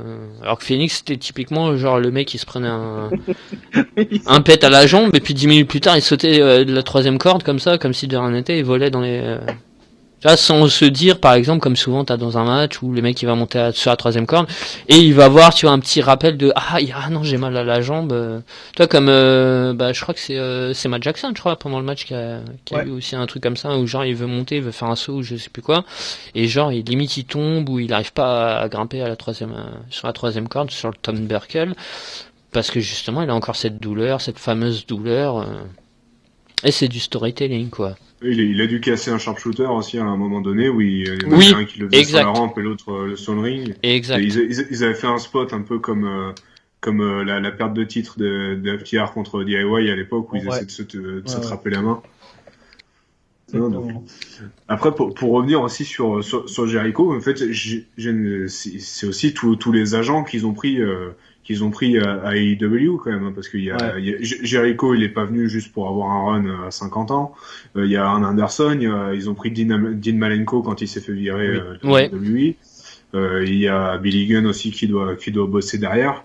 Donc globalement, ils ont quand même une bonne équipe d'agents et de gars expérimentés, mais surtout il leur fallait des gars qui savent écrire pour des weeklies, justement, parce qu'il y en a beaucoup qui avaient jamais fait ça. Donc fallait aussi qu'ils apprennent à écrire les storylines et les matchs pour que ça puisse coller à ce format. Je viens d'avoir un flash, une petite aparté, ça m'a rappelé ce qu'il faut complètement du coup pas faire, c'est TNA 2010-2011 quand ils ont ramené Hulk Hogan et compagnie et que ils sont entourés de mecs mauvais quoi, de trucs absolument glauques. Alors au départ il y avait la hype et tout, alors après c'était une catastrophe les années qui ont suivi quoi. Mais alors je sais plus si ça correspond à l'époque Vince Russo aussi. Ah oui, bah oui. Oui, si tu ramènes Vince Russo, que t'as Eric Bischoff, Hulk Hogan, ça te fait une vieille bouillie WCW 99-2000 et là c'est fini. Comment tuer ta fédération en 10 étapes. Tu refais les mêmes conneries que d'autres il y a 10 ans et puis tu te dis ça va peut-être marcher. Mais en plus, Vince Russo, ça faisait longtemps qu'il était là-bas parce que c'était Jarrett qui l'avait fait venir. Et même lui, il en avait eu marre. C'est à cette époque-là que Jim Cornette a menacé de le tuer, d'ailleurs. La mesure. Ah, je crois que c'était Dream qui nous avait raconté cette histoire lors d'un podcast, en plus. Cette feu de Cornette Russo. Du coup on va passer à la note du match. On a fait le tour, plus ou moins, ouais. Styles, t'en as pensé quoi toi du match? Alors, du coup la note. Si il a dit en premier. La note? Pas la non, note, on est à la note là. Ah oui, non, je pensais que la note, moi on commence par le la note, j'ai mis un 3, peut-être un peu sévère, mais surtout j'en attendais beaucoup plus. Le fameux 3 que tu voulais mettre à Shida et Rose, hein, quand même. C'est le même 3 que j'ai mis à Omega et Payne, hein. C'est vrai. Donc, pareil, j'en attendais beaucoup plus pour un match. Après, les Cornette sort de ce corps.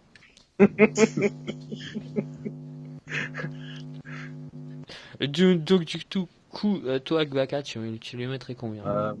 Je sais pas, 4,5, allez.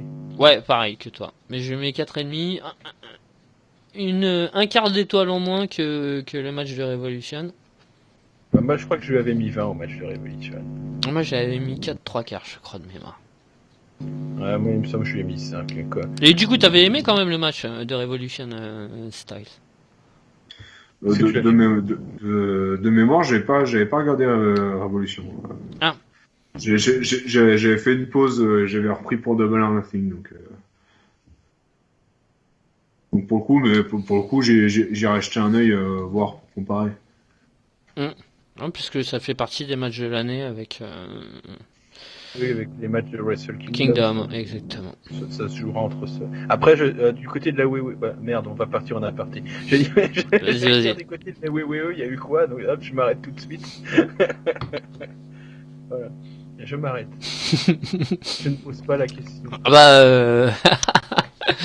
C'est pas moi qu'il faut demander, mais. Non, mais c'est pas à toi que je demande. Ah oui, t'attendais une vraie réponse ou c'était un troll?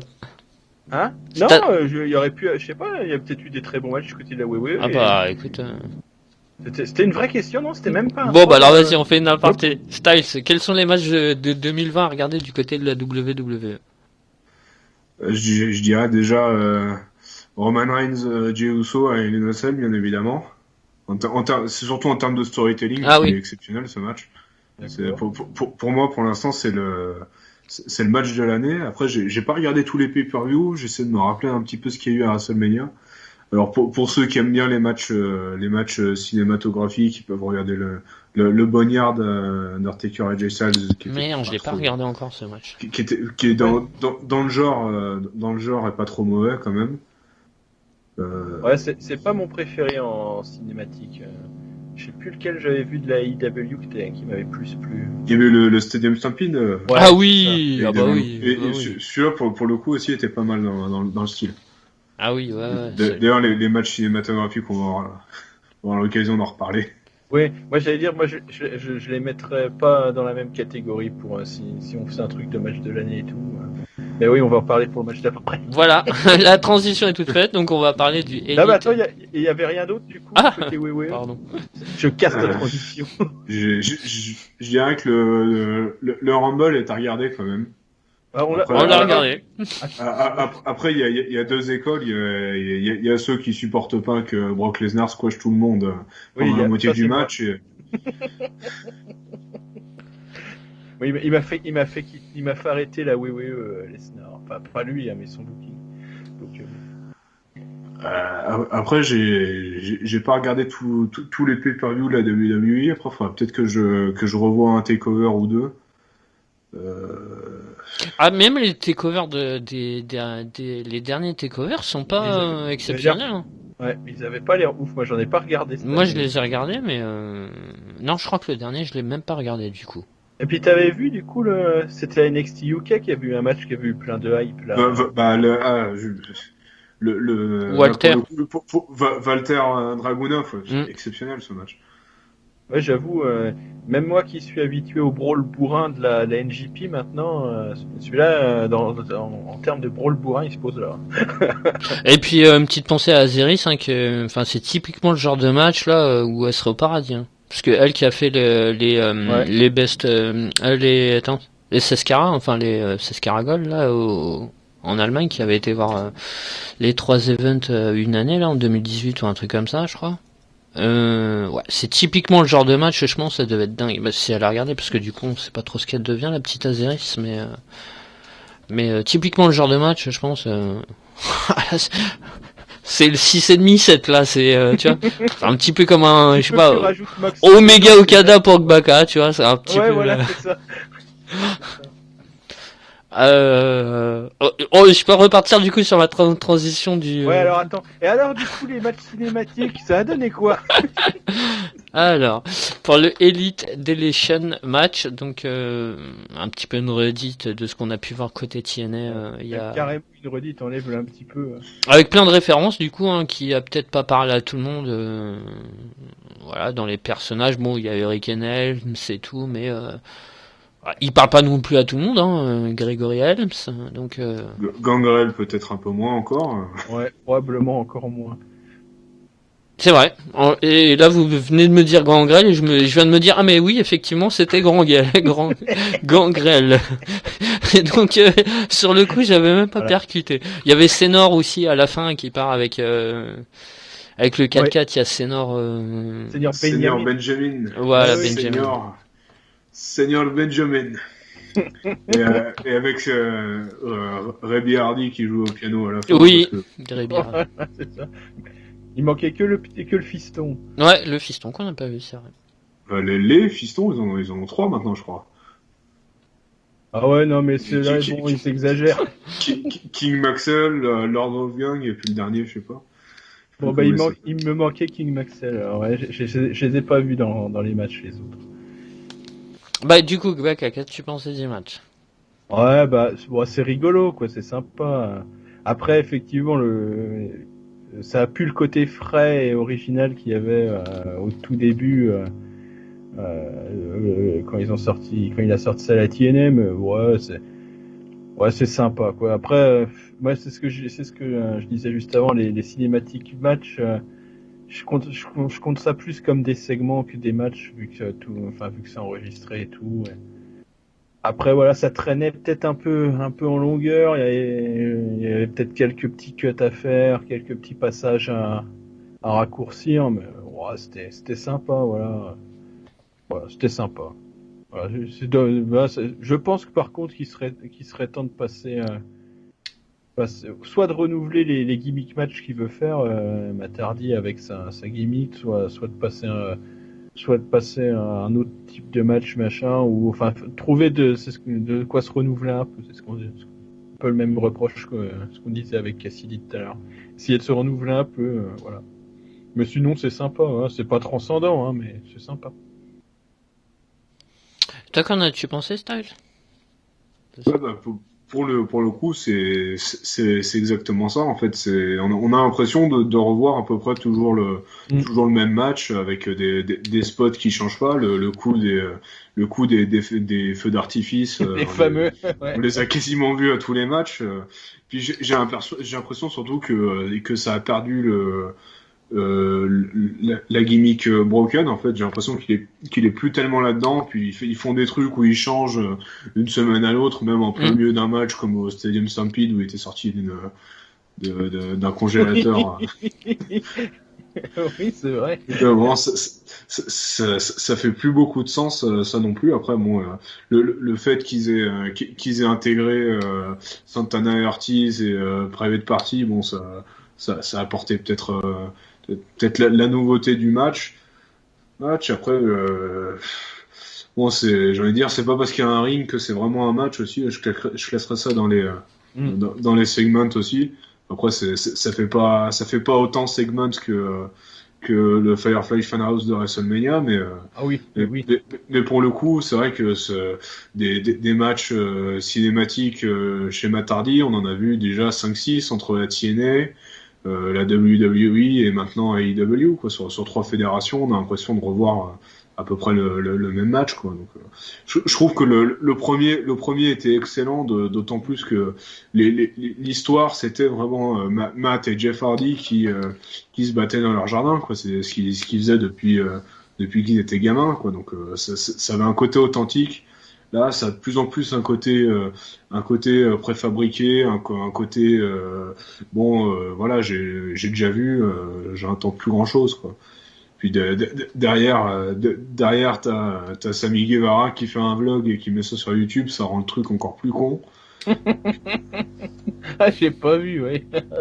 Ah, putain. Donc ouais, pour le coup, faudrait peut-être arrêter avec ces matchs ou alors changer peut-être d'endroit d'univers pour faire un truc qui a un peu plus de sens et qui fasse un peu nouveau, quoi. Ouais, c'est par exemple la différence avec le Stampede justement où là pour le coup avec plein d'histoires racontées, plein de trucs différents, plein de trucs un peu neufs qui apportaient vraiment de la... Parce que le problème aussi de ces gimmick matchs, enfin de ces cinématiques matchs, c'est que bah maintenant t'en as... Là cette année t'en as eu pas loin d'une dizaine... Enfin il y en a eu à la NXT. Ouais. Sur le parking là entre où c'en était un peu un quand même, hein, parce qu'il y avait du montage derrière, il y avait t'en as eu 2 ou 3 là à WrestleMania, t'en as eu 2 du côté de la All Elite. Enfin, le problème c'est enfin c'est que souvent ils refont. C'est un peu la facilité aussi parce que ça permet. Après c'est sûr que dans le montage Money in the Bank, il n'y en a pas eu aussi à Money in the Bank. Si, Money in the Bank, c'était un match cinématique, ouais. Ouais, donc. Oui, je l'ai pas vu d'ailleurs. C'est le fameux match où ils devaient grimper des étages ou je sais pas quoi. Ouais, c'est ça. Ils étaient dans le quartier général de la WWE à Stamford, et les deux matchs, le féminin et le masculin, se déroulaient en même temps. Et le ring, il était sur le toit avec la mallette, les mallettes, du coup, les deux accrochés. Et ça a donné quoi? C'était sympa à regarder ou? Sympa. On va dire que dans le contexte de l'époque où on commençait, ça faisait un mois et demi qu'on avait des arènes vides. Ça te faisait oublier que le fait qu'il n'y avait pas de public, et au moins ça te changeait d'environnement. Après, pour faire un aparté sur ce match, pour moi, à part le booking d'Asuka, le reste, c'était pas, voilà, c'était plus comique qu'autre chose, quoi. Donc ouais, du coup, là, on est en train d'encore dire qu'il y a eu 2 autres matchs cinématiques, parce que c'était 2 matchs différents, du coup, parce que match féminin, match masculin. Donc ouais, il y en a eu cette année. Après, c'est comme tu le dis, c'est facile à monter. Enfin, c'est facile à monter parce que bon, ils galèrent quand même à filmer. Je sais que ça prend des heures et des heures. Le Stampede, par exemple, je crois qu'ils avaient mis 8 heures, un truc comme ça, à le faire au total, alors que bon, il y a qu'une demi-heure ou 40 minutes de. Ouais, bah comme quand tu tournes un film d'action, mais à bas budget, parce que ça prend encore plus de temps de tournage pour un film d'action à haut budget pour beaucoup moins de temps de. Mais et puis le Stampede, t'avais vachement plus de surface à couvrir. Hein. T'avais des spots un petit peu de partout dans le stade, alors que le Boneyard c'était sur une plus petite surface, que c'est plus simple. Alors pour le coup, justement, quitte à parler de matchs cinématiques qui au moins font un minimum original, ça le faisait, et puis au moins ça a donné une bonne fin à Undertaker, où on n'a pas trop senti qu'il a les genoux qui grincent, quoi. Donc pour le coup, pareil, le Stampede c'était bon parce que déjà à part Matt Hardy, il n'y en avait aucun qui avait déjà fait ça, et puis surtout ils étaient 10 dans le match. Donc, tu répartis un petit peu tout le truc. Tu peux faire des spots un petit peu plus comiques, comme dans ce match-là. À un moment, t'as Jake Hager qui rentre qui rentre dans le bar, et il y a Hangman Page qui est en train de boire un whisky. Bon, à la limite. Il y a des, en plus de ce match, il y a des trucs qui sont devenus presque. C'est pas dans ce match, par exemple, où il y a Sammy Guevara qui se fait courser par la voiture de golf. Dynamite une ou deux semaines oui, avant, c'est vrai. Ils avaient déjà fait un match. Ils avaient fait un match qui s'était passé en backstage. C'est avec son truc de golf. Bah, c'est pour ça qu'il est arrivé en voiture de golf. Et que du coup ils se sont dit, on va prendre un truc plus gros, on va mettre un monster truck. Mais du coup voilà, je sais pas par quoi conclure. Et du coup, on a eu plein de cinématiques matchs qui ont été meilleurs que celui-là cette année. En résumé. Oui, parce que celui-là c'est la répétition en fait du style, quoi. Donc Delation. On va passer aux notes, du coup, notes du match. Moi, je note pas. Tu notes pas ? Comme je le considère comme un segment. Dude. Voilà. Et toi Qui était noté comme un match, je lui ai mis 1,5. Voilà. Ah la vache, ah ouais. T'es saignant, toi. Faut tourner la page. Moi, je mettrais 3,5. Ça m'a diverti un peu quand même. Et puis, il y avait plein de choses que je me rappelais plus. Il y a plein de prises de vue que j'ai bien aimé, comme le coup de par exemple quand ils sont sur le ring dans le hangar et qu'il y a Matt Hardy qui projette, je sais plus comment, Sammy. Ouais, sur un spire. Ouais, c'est ça. Sur la table, et que du coup, en fait, tu vois plus l'angle. Ils ont refait le spot de All Out où Guevara a poussé Matt Hardy et qui s'est fini en commotion. Ouais, c'est ça, mais du coup, là, tu le vois pas, en fait, tu vois pas et du coup, dans le montage, ça te permet de faire la grosse tache de sang après quand tu reviens sur le niveau de la table, vu que c'est un gros montage et que c'est pas du direct ni rien, et en fait, tu peux raconter une histoire, quoi. Tu peux, tu peux te dire, bon, il s'est fracassé la tête, il y a plein de sang partout, il y a une grosse tache de sang. Enfin, ça a ce côté-là, du coup, de mystique, en fait, et ça permet plein de choses. À la Lucha Underground, ils en faisaient un petit peu, mais c'était pas autant développé. Mais parce que, au final, un cinématique match, c'est Lucha qui a clairement lancé. Relancé le truc, quoi, mais qui mettait aussi à petite dose, hein, et des fois c'était discret, comme par exemple le lapin là du Rabbit qui pendant ses combats ils l'ont fait une ou deux fois, par exemple quand il sautait t'entendais un petit son de dessin animé de lapin qui saute. Et ce côté-là, c'était vachement discret, c'était vachement, mais c'est et puis il y a ça aussi de différent, c'est que, enfin pas de différent, et c'est pour ça que je parlais de la Lucha Underground. À l'époque où ils faisaient leur match, on le savait, c'était pas un secret, ils passaient énormément de temps au montage et c'était énormément monté.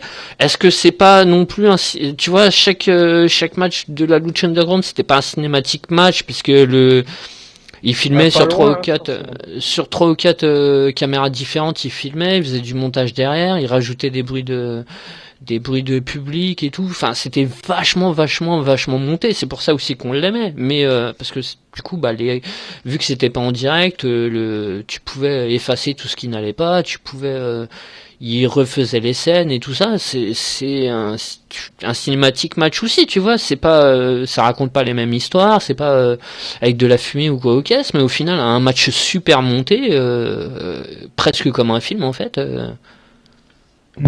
Ça peut éventuellement l'être aussi, quoi. Non, mais clairement, ça l'était, hein, clairement. Après, ils ont quand même fait du coup, des gimmick match et tout ça, où là, pour le coup, c'était aussi cinématique match, mais plus dans le terme WWE, où il y a du montage, Enfin, du coup, je sais plus si j'ai donné la note, moi, ma note, non. Non, je crois pas, je vais mettre 3,5. Oui, si t'avais dû la donner. 3,5. Oui, parce que j'ai été diverti. Voilà. On va passer ensuite à l'autre match qui avait aussi, je pense, une grosse hype. Enfin, en tout cas, moi j'en attendais beaucoup. Fameux match MJF contre. T'en attendais beaucoup avec les deux qu'il y avait. Il aurait fallu une stipu. Ouais, c'est comme avec John Moxley en fait. On en a souvent parlé à Wrestle Kingdom. Le problème de ces catcheurs-là, MJF et Jericho, ça c'est sûr que voilà quoi, l'un contre l'autre. Et comme Moxley et Kingston, c'est exactement pareil. C'est que si tu leur mets pas c'est pour ça que le main event était beaucoup plus sympa et beaucoup plus. C'est parce qu'il y avait une stipu et une bonne stipu qui leur convient à tous les deux et où ils peuvent faire un peu dans le hardcore et compagnie. Et le MJF contre Jericho. Après, à côté de ça, moi j'attendais des interventions, des trucs comme ça. Et puis le final, quoi, comment ça allait se terminer. Et donc MJF contre Jericho avec une victoire de MJF qui donc rejoint l'Inner Circle. Et toi, Kbaka, alors du coup, qu'as-tu pensé de ce match avec l'extérieur qui comme tu suivais pas trop la fédé? Ouais, moi c'est un des matchs qui m'a le moins plu de la soirée. Tu vois, autant le All-In Cody, j'ai dit que j'étais pas rentré dedans, mais je sentais que ça venait pas forcément du match. Que là, non, là ouais, j'ai trouvé ça très très très très très moyen. Je m'en rappelle vraiment plus beaucoup du match là, tu vois, ça fait pourtant qu'une semaine, mais ouais. J'ai pas de T'as pas laissé ouais, non. J'ai juste que ouais, c'était moyen et voilà, 16 minutes ça m'a paru. Autant les 30 minutes du tag team, je les ai pas vus, là les 16 minutes, je sais que je les ai vus. Ce que tu préfères de cette team de cette feud du coup, ça va être le dîner, c'est ça? Ah ouais, ça moi j'ai bien aimé. J'en étais sûr. Ça m'a fait rigoler. Ouais. Oh non.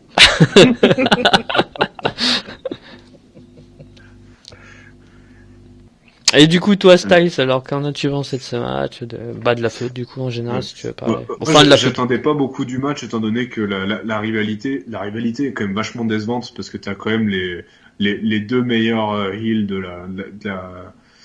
la fédération. Pour moi, MJF avant le retour de Roman Reigns, c'était le meilleur heel du business. Et cette rivalité méritait plus. On pouvait en attendre plus. Mais le dîner, pour moi, c'est la pire insulte de l'histoire du catch. Sérieusement, que je comprends pas comment tu peux dire à Jericho et MJF de faire une putain de comédie musicale. Au bout d'un moment, sérieux les gars, c'est MJF, Jericho quoi. Jericho quand Jericho c'est un chanteur. Jericho c'est pas tellement le même style musical Jericho. Mais après ils sont rattrapés un petit peu sur les 2 dernières semaines avec Jericho qui dit à MJF qui pense pas qu'il a ce qu'il faut pour rentrer dans l'Inner Circle et MJF qui lui dit qu'il fera tout pour rentrer. Et justement pour moi le match il n'avait pas spécialement besoin de stipulation et peut-être pas spécialement besoin d'intervention de tout l'Inner Circle, d'autant plus que c'est justifié par le fait qu'il y ait le match d'avant où il y a Santana et Ortiz qui vont donner un coup de main à Sammy Guevara. Après, bon, Jake Hager intervient pas dans le match. S'il donne la batte ou je sais plus ce que c'est à Jericho. Ouais, c'est ça. Mais pour moi, en fait, tout ce que j'attendais de ce match, c'est plutôt le finish en fait. Et pour moi, le finish, il est parfait. Faire le coup à MJF en plus où ils se permettent à AEW de faire des spots où ils s'insultent, où ils se font des doigts, des trucs comme ça, ce qui arrive pas à la WWE. Et vraiment c'est tout ce que j'attendais du finish avec MJF qui lui dit tiens t'as essayé de me baiser, c'est moi qui te baise, et puis il se couche en mode Eddie Guerrero, puis derrière il y a le roll-up et c'est parfait. Tiens, d'ailleurs, ça me fait penser quelque chose qu'on pourrait évoquer, parce qu'en plus, on n'a pas souvent l'habitude d'évoquer la All Elite. Et moi, il y a quelque chose qui me plaît énormément dans cette fédération, c'est la politique depuis le début, et après, je sais pas ce que vous allez en penser vous. C'est qu'il n'y a aucune DQ dans les matchs. Il y a aucune disqualification, il y a jamais quasiment aucune disqualification, on n'a jamais eu aucune, je crois. Il n'y a pas de décompte extérieur. Il y a pas tout ça n'existe, tous les trucs qui peuvent polluer un match ou pour faire genre sur la fin ah bah non, bah en fait il y a eu 2 ou 3 quand même time limit draw. Ça bon après voilà, on n'aime pas, bon ça fait partie de la stipulation, enfin de l'énoncé d'un match, ou qui doit durer 30 minutes ou 15 minutes, enfin 30 minutes pour le coup, et puis bon bah ça va au bout, et du coup bah voilà, le champion reste champion. Bah notamment je parlais d'un match avec Aline, c'est ce qui s'était passé contre Cody, voilà, où ils avaient terminé en match nul. Ça voilà, ça peut faire partie du catch, mais tout ce qui est DQ ou voilà, ou parce que c'est la facilité aussi de faire intervenir du monde, et derrière bah bim, le match il termine en disqualification ou des trucs comme ça. T'en as eu aucun depuis que je suis la All Elite, et je trouve ça mais super agréable quoi, parce que du coup tu peux avoir des interventions derrière, elles vont même pas du tout causer de. Alors ils vont raconter autre chose, ils vont se faire expulser ou des trucs comme ça par l'arbitre et tout. Mais en tout cas, moi j'apprécie énormément ça. Comme il y en a pas, je crois pas à la New Japan non plus, Baka. Non, c'est ce que j'allais dire. Ou alors c'est, il y a des décomptes par contre, hein, mais les gros matchs finissent jamais comme ça. Et toi, du coup, Styles, qui suit les deux fédérations, tu dois, enfin, je sais pas ton avis là-dessus. Après les disqualifications, tout ça, je trouve que c'est pas spécialement gênant quand ça a du sens, quand ça aide vraiment dans la rivalité, dans tout le build-up d'un grand match. À la limite, ça peut aider. Après, si tu commences à en avoir dans tous tes weeklies, un petit peu de partout. Bon, j'ai le souvenir d'un pay-per-view à la WWE. Il y a eu un pay-per-view à la WWE il y a 3-4 ans qu'on avait fait, je crois, en podcast en plus à l'époque. T'avais sur la dizaine de matchs, t'avais 2 ou 3 matchs, si c'est pas plus, qui s'étaient terminés, soit en DQ, soit un truc comme ça, quoi. Ou pas en time limit draw, mais en truc, tu sais pas trop. T'as même eu des je sais pas, peut-être pas des Elimination Chambers, mais des trucs no DQ. T'es censé avoir un match no DQ, ça se termine en DQ. T'as eu des Hell in a Cell qui sont terminés en no contest. Ouais, voilà, c'est ça. Voilà, typiquement le genre de truc qui n'a pas de sens, mais ouais, ou un no DQ qui se termine quand même en DQ, ou en des trucs illogiques quoi. Enfin, et moi j'apprécie énormément ça, c'est que quand tu as un match qui commence, bah il va se terminer avec un gagnant. Ouais. Et par exemple, ils iront pas mettre un match disqualification où en plus tu peux perdre le titre par disqualification à Extreme Rules quoi. Voilà, c'est ça. C'est bon. Ça me rappelle des souvenirs. Ouais. Enfin, donc du coup on va revenir au match. Ouais, bah on avait donné nos avis hein, plus ou moins. On va passer à la notation. Donc du coup bah Styles, tu lui mettrais combien? Ouais, on va lui mettre un 3, on reste sur le 3. J'aime bien ce 3. Et toi Baka? Ouais, allez 2-3 quarts pour le mettre un peu en dessous du fameux 3. Ouais, bah pareil que toi. Je vais parce qu'il était quand même mieux que le match féminin. Je sais voilà. même plus combien je l'ai mis. Je crois que je l'avais mis 2 quarts. Remarque. Ouais, non, donc ouais, 2-3 quarts. On va passer enfin au main event avec le I Quit match, le fameux I Quit match entre John Moxley et Eddie Kingston, et avec une victoire du champion Moxley qui du coup défendra son titre le 2 décembre contre le gagnant de l'Open Air, Kenny Omega. Et Styles, qu'as-tu pensé du match, la stipu, enfin tout quoi. Faire un I Quit match de 2-3 semaines après Hell in a Cell où il y a eu ce Roman Reigns Jey Uso, c'était risqué quand même, et je trouve qu'ils ont quand même fait un super boulot, parce que c'est pas du tout le même style de match. Après on est sur une rivalité qui est encore quelque chose de très personnel entre John Moxley et Eddie Kingston, où ça a commencé à parler de leur passé. Ils ont ressorti des photos avec Cesaro, tout ça. Ils ont commencé à parler de la mère de Kingston. Donc ça méritait le quit match, et puis je trouve qu'il a été très bien foutu. Déjà, ça fait plaisir de pouvoir voir des spots avec des punaises, même si ça fait un petit peu ici W fait à refait. Mais voilà, des punaises, du fil barbelé, de l'alcool de l'alcool 90. Et je trouve que ça fait du bien aussi de pouvoir voir ce genre de truc qu'on voit pas à la WWE, même pour des matchs soi-disant hardcore, même s'ils en font plus tellement, où chez eux ça va plutôt être de la chaise, de l'échelle, de la table, des kendo sticks, des ceintures en cuir. Là, ça change un peu du truc. Après, moi, j'aurais peut-être une petite réserve sur le finish où juste le coup de se mettre le barbelé autour du bras et de faire une guillotine ou un truc dans le genre, je trouve ça à la limite, mais mets-lui le barbelé autour de la gorge directement. Là au moins, le I quit. Là, au moins, il est obligé de dire j'abandonne, quoi. Par contre, il y a un truc que je me dis avec ce match, c'est Moxley, il est jamais aussi bon que quand il fait ce genre de match un petit peu extrême, genre époque CZW, ce qu'il faisait avant de signer à la WWE. J'ai l'impression que en fait, il est bon, il est vraiment très bon que là-dedans. Oui. Et dans le reste, c'est beaucoup plus limité, quoi.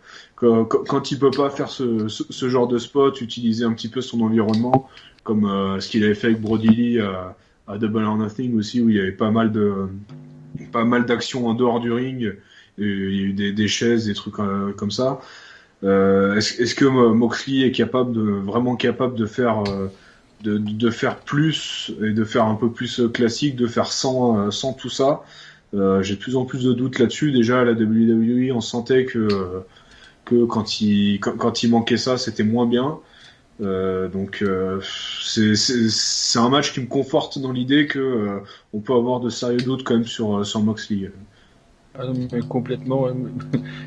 Mais c'était les grands débats à l'époque, puisque moi c'est ce que je disais aussi, que Moxley quand il était à la WWE, on me l'avait quand je l'ai découvert dans le Shield, on me l'avait survendu, entre guillemets. Et déjà les matchs de son règne de champion US au début du run du Shield, c'était déjà des catastrophes. Ouais, clairement sans stipulation, ça va pas, quoi. Ou alors faut qu'il tombe sur un très très bon brawler en face et qu'il y ait quelques passages autour du ring et tout, et ça va à peu près, mais c'est même pas enfin, pour moi il est loin des meilleurs brawlers qu'il y a la NJP et tout ça, très clairement. Sans stipu, ça fonctionne quasiment pas, pour moi, sur le ring.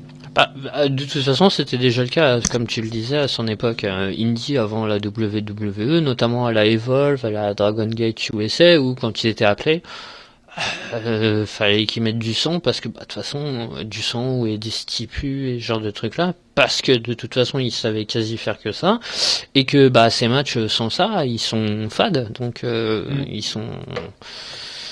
Et après, moi, c'était un truc que j'avais un peu défendu à l'époque, où dans les années 2010 et tout ça, parce que justement moi, ça me faisait mal au cœur de voir qu'il y a des mecs comme Drake Younger qui est maintenant arbitre à la WWE, je me rappelle plus son nom, mais qui était à la NXT en tant qu'arbitre aussi. Ces types-là, comme John Moxley, moi, ça me faisait mal au cœur de me dire que ces catcheurs n'étaient utilisés sur la scène indé US à l'époque, justement que pour apporter du sang quoi dans les matchs, parce que bah malheureusement, ils étaient limités à ça. Et du coup, bah derrière, quand tu suis un petit peu les catcheurs, je crois qu'on en avait déjà parlé dans des podcasts, les catcheurs hardcore comme ça, qui se droguent énormément parce que bah du coup, par rapport à la douleur, parce que bah c'est pas anodin quand même de se faire tout ça quoi. À la CZW et compagnie, bah c'est voilà, ils y vont pas de main morte, et derrière bah ça prend des cachetons, ça prend de la coke. Il y a eu des bouquins qui ont été écrits là-dessus. Il y a plein de choses quand tu t'intéresses un peu au truc. C'est assez abominable, et tu peux comprendre derrière que voilà. Et bah d'ailleurs il y a un catcheur de 45 ans je crois qui est mort il y a pas très longtemps, je crois que c'est Jimmy Havoc ou un truc comme ça, pareil un catcheur hardcore, et je sais pas s'ils savaient pourquoi il était mort, mais il me semble que c'était un peu inconnu, mais ce serait même pas étonnant que ce soit par rapport à ça, parce que bah voilà hein, c'est la vraie douleur, c'est les mecs qui font pas semblant.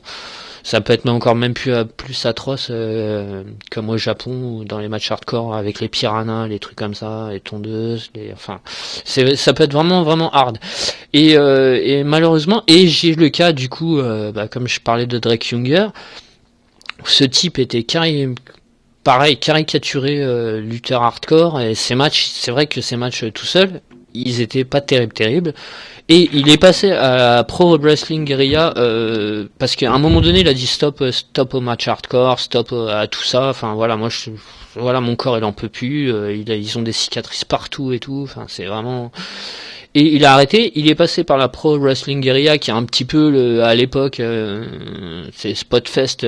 Voilà c'est tu vois là-bas t'es capable de voir un mec de 200 kilos de faire un truc quoi, tu vois, un truc de fly et il était passé par là-bas et il avait fait des super bons matchs. Et ce qui était bizarre, c'est parce que quand il faisait des matchs simples n'importe où, c'était atroce quoi, c'était du John Moxley. Donc je me demande quand même si ils ont pas peut-être en passant là-bas, ou est-ce que ça pourrait pas être mieux, est-ce qu'il pourrait pas changer un peu son style, est-ce qu'il pourrait, je sais pas, parce que moi j'ai connu Drake Younger à l'époque et c'était un peu le même profil quoi.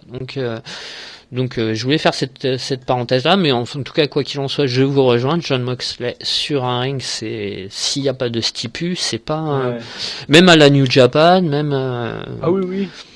D'ailleurs la New Japan il est encore champion Moxley. Il est champion US, ouais. Champion US encore. Ah vous m'apprenez un truc là, parce que du coup. Bah ouais, mais avec la Covid et tout, voilà, mais. Et puis le All Elite aussi, enfin du coup quand il avait signé son contrat, il l'autorisait quand même. Oui. Il a juste pas le droit de défendre la ceinture aux États-Unis, ce qui est un peu con du coup avec la crise. C'est Cody qui avait expliqué qu'il y avait des types de contrats par rapport à ce qu'ils peuvent faire, ce qu'ils peuvent pas faire. Il y a 5 niveaux et un niveau Jericho, je crois, un truc dans le genre. Ça doit être ça. Ouais. Et donc voilà. Et là après du coup là il était dans son élément, hein, John Moxley. Donc tu lui mets un petit peu de hardcore, de brawl à l'extérieur avec des tables, avec et là il est dans son jardin. Et face à quelqu'un qui a le même profil, Kingston, il a été notamment, je l'avais suivi énormément à l'époque où il était champion de la Chikara, grand champion à la Chikara. C'était atroce de regarder ces matchs. Hein. C'était la moitié du temps les défenses de titre, parce que là-bas il y avait pas vu que c'est une fédé familiale, il n'y a pas de stipu, il n'y a pas de trucs comme ça. Waouh, c'était il y avait quelques matchs quand même qui étaient sortis du lot, mais voilà, c'était pas champion de l'année ou il y avait pas de 5 star avec lui, hein. Ça c'est clair et net là-bas. Et donc mais donc voilà, moi comme je le disais sur le Fofo, je suis jamais rentré dans le match, et puis de toute façon c'est souvent le cas avec les matchs très hardcore avec le sang. Là par exemple typiquement à Dynamite là, cette semaine, il y a un match tag team. C'est un. Bunkhouse match, un truc dans le genre. C'est. Ouais, je crois qu'il y a Dustin Rhodes, il y a je sais plus qui. Voilà, c'est ça. Le Butcher and the Blade, où il y en a un qui a fini en sang. Là, les deux? Ah non, mais Blade Job, Mais- alors bon, le Blade Job, j'ai déjà donné 15 fois mon avis sur le faux, genre de ça, enfin moi, si tu dois saigner, ça doit être naturel, et tu te fais pas ça discrètement à la lame ou quoi aux caisses. Donc du Blade Job, les deux lutteurs qui terminent sur le ring à saigner comme pas possible, la Ouais, gueule en j'aime sang, pas et ça. qui se terminent comme ça. Ouais, je crois que c'est pas The Butcher, c'est The Blade contre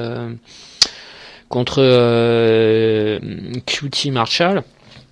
Et bref, ouais, non, enfin le match de cette semaine, là, heureusement, on n'a pas été jusqu'à cette extrémité-là. Et je crois qu'il y a d'ailleurs, il n'y a pas de Blade Job, hein, et ce qui est pas plus mal. Parce que de toute façon, il n'y en avait pas besoin dans ce match. Hein. Le sang allait venir.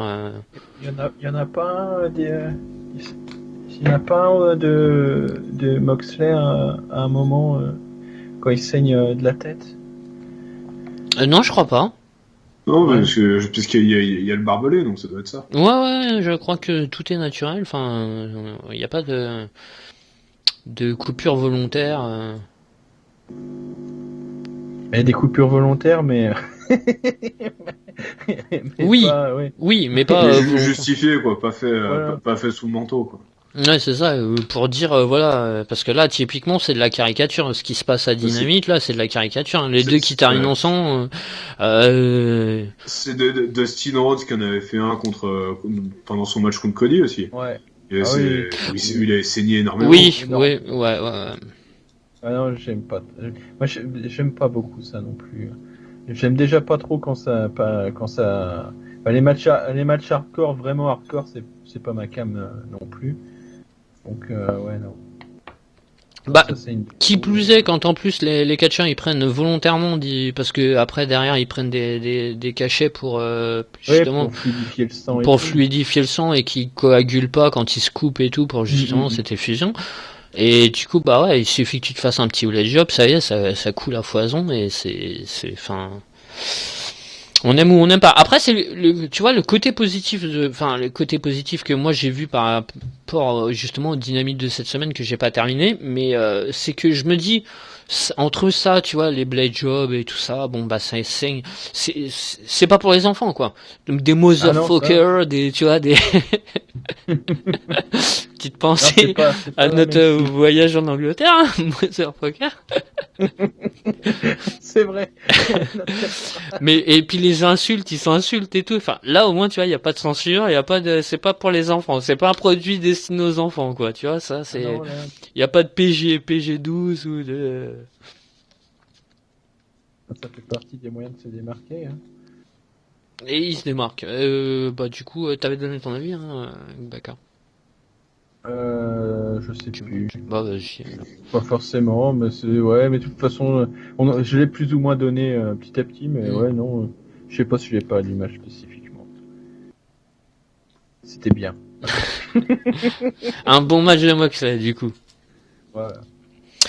Bon, on va passer à la note du match, hein, du coup. Moi, je vais pas le noter ce match par contre, du coup, parce que je suis pas rentré dedans et j'ai pas envie de noter Tu m'as mal. obligé à noter le All-in Rose. Bon, bah qui alors ok, m'échappe pas. je le noterai, ok. Non, oui, c'est le Derby, oui, c'est le Aline, oui. Bon, bah écoute, alors je le mettrai à 3 quarts. Ouais, bah ça va. Ça va. Et toi, du coup? Ouais, j'hésitais entre 3 quarts et 4. Ouais, allez, 3 quarts, c'est bien, ouais. Et toi, Style? J'ai mis 4 un quart. Ok. Et du coup, bah, la petite, comme d'habitude, hein, la petite note de ressenti d'appréciation du show, donc une note globale du show sur ton ressenti personnel, sur ton appréciation du show en général, donc pas forcément une moyenne de tes matchs, moyenne de ton, on va dire sur 5 de comment t'as apprécié le show du coup, Styles. Oh, si je devais mettre une note, je mettrais ça à 3,5 à peu près. Ouais, ok. Et toi, avec Baka? Ouais, 3,5, ça me paraît bien aussi, ouais. Ça me paraît bien. Des hauts et des bas. Ouais, voilà, c'est ça. Après, par rapport du coup à ce que vous en attendiez, parce que il y avait quand même pas mal de hype, hein. Moi, comme je suis plus trop la Fédé, je t'avouerais que j'attendais. C'est ce que j'ai dit en intro d'ailleurs. Mm. J'attendais rien. Juste passer un bon moment, ça me suffisait. Du coup. T'as passé un bon moment du coup. Ouais, voilà, c'est ça. Ouais. Je pense, ça me fera pas arrêter ça me ferait pas arrêter la New Japan pour passer à la All Elite, mais. Tu peux faire les deux. Oui. C'est ce que j'espère pouvoir réussir à refaire comme je faisais à un moment, mais. Qui n'a pas duré longtemps. Hein. Non. Ah, le coup du confinement et tout, ça a tout cassé. Du coup il reste moi, pareil que vous, alors, 3,5, ouais, on a d'appréciation. Et du coup toi Styles, par rapport à la hype de la carte et tout. Moi, c'est surtout sur les deux gros matchs polémiques, Omega Page et Bucks FTR, que j'attendais beaucoup plus, quoi. Mm. J'attendais beaucoup plus de ces matchs, et après, globalement, ça reste quand même un bon pay-per-view. Ça reste quand même à un niveau beaucoup plus regardable que ce que fait la WWE généralement, donc, après, je trouve quand même une partie du show assez surcoté. Bon, après, c'est le problème aussi avec AEW, c'est que c'est souvent très surcoté. Après, bon. Mais globalement, ouais, un petit peu déçu quand même. J'aurais espéré voir quelques meilleurs matchs, on va dire. Ouais, puis j'étais en train de regarder vite fait la carte de All Out et c'est vrai que c'était en tout cas le ressenti que j'en avais à me dire, c'est peut-être l'un des meilleurs pay-per-view de l'année de la All Elite. Donc et c'est pas fou, c'est pas Après cette année, c'est ce qu'on disait, ça a été particulier. Bon, le meilleur de l'année, ça resterait quand même Révolution, je pense. Moi j'aurais peut-être dit celui avec le Stampede match. Double or Nothing. Ouais, je crois. Après, il faudrait que je revoie la carte en fait, mais C'est sûr, il y avait eu Moxley Brody Lee, il y avait eu le premier match pour le titre TNT, Cody Lance Archer. Il y avait eu le ladder match Casino avec le début de Brian Cage. Et le fameux match, le fameux bon match entre Shida et Rose. Plus ou moins bon match, on va dire, ouais, plus ou moins. Correct. Correct. Ouais, il y a eu un bon opener aussi, c'était Best Friends Private Party, qui était quand même pas mal, c'est un bon match tag team. Ouais, je suis en train de... Ah oui, par contre, le Casino... Ah ouais, non, mais de toute façon, les pay-per-view de l'année, ce sera du côté du Japon. Ça, c'est sûr que... Ouais, oui, après, c'est un peu de la triche. Hein. Quand on fait 2 nuits, déjà... Ouais, mais les deux étaient très bien, donc voilà, c'est tout. Ça, ce sera au public de le décider lors du prochain... Non, mais cette année, le public décidera pas. Wrestle Awards... c'est la fin de la démocratie. En tout cas, sur ce, merci de nous avoir écoutés jusqu'au bout. Merci pour ta participation, Kubaka, comme à chaque fois. Hein. Ouais, merci à la tienne, Styles. Tu reviens quand tu veux. De toute façon, au plaisir. J'espère que ça t'a plu, que l'exercice t'a plu.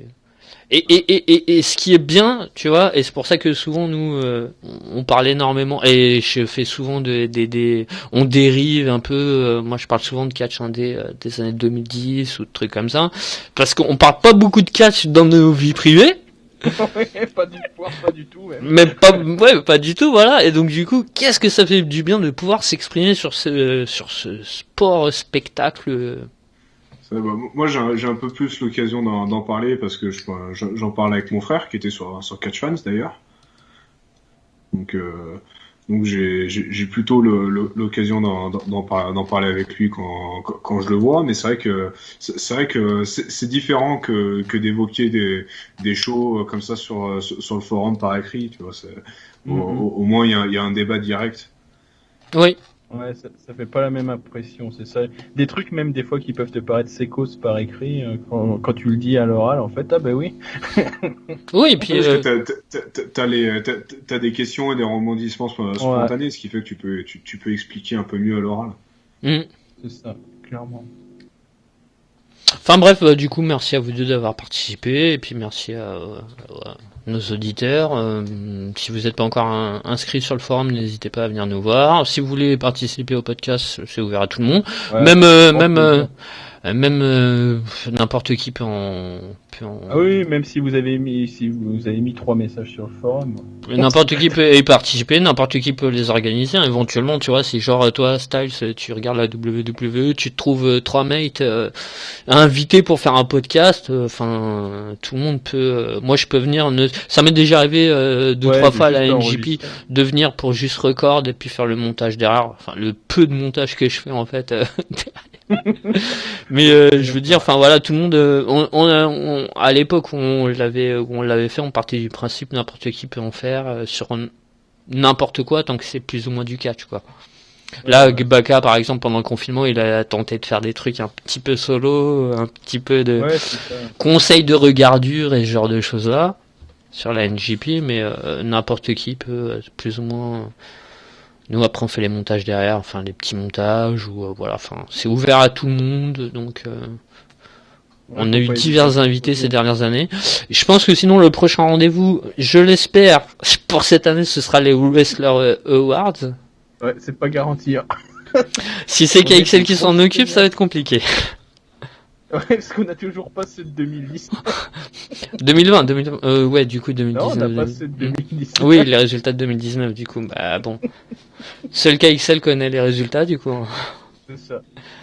Et donc, bah voilà, merci de nous avoir écoutés jusque-là, et puis ciao. Salut.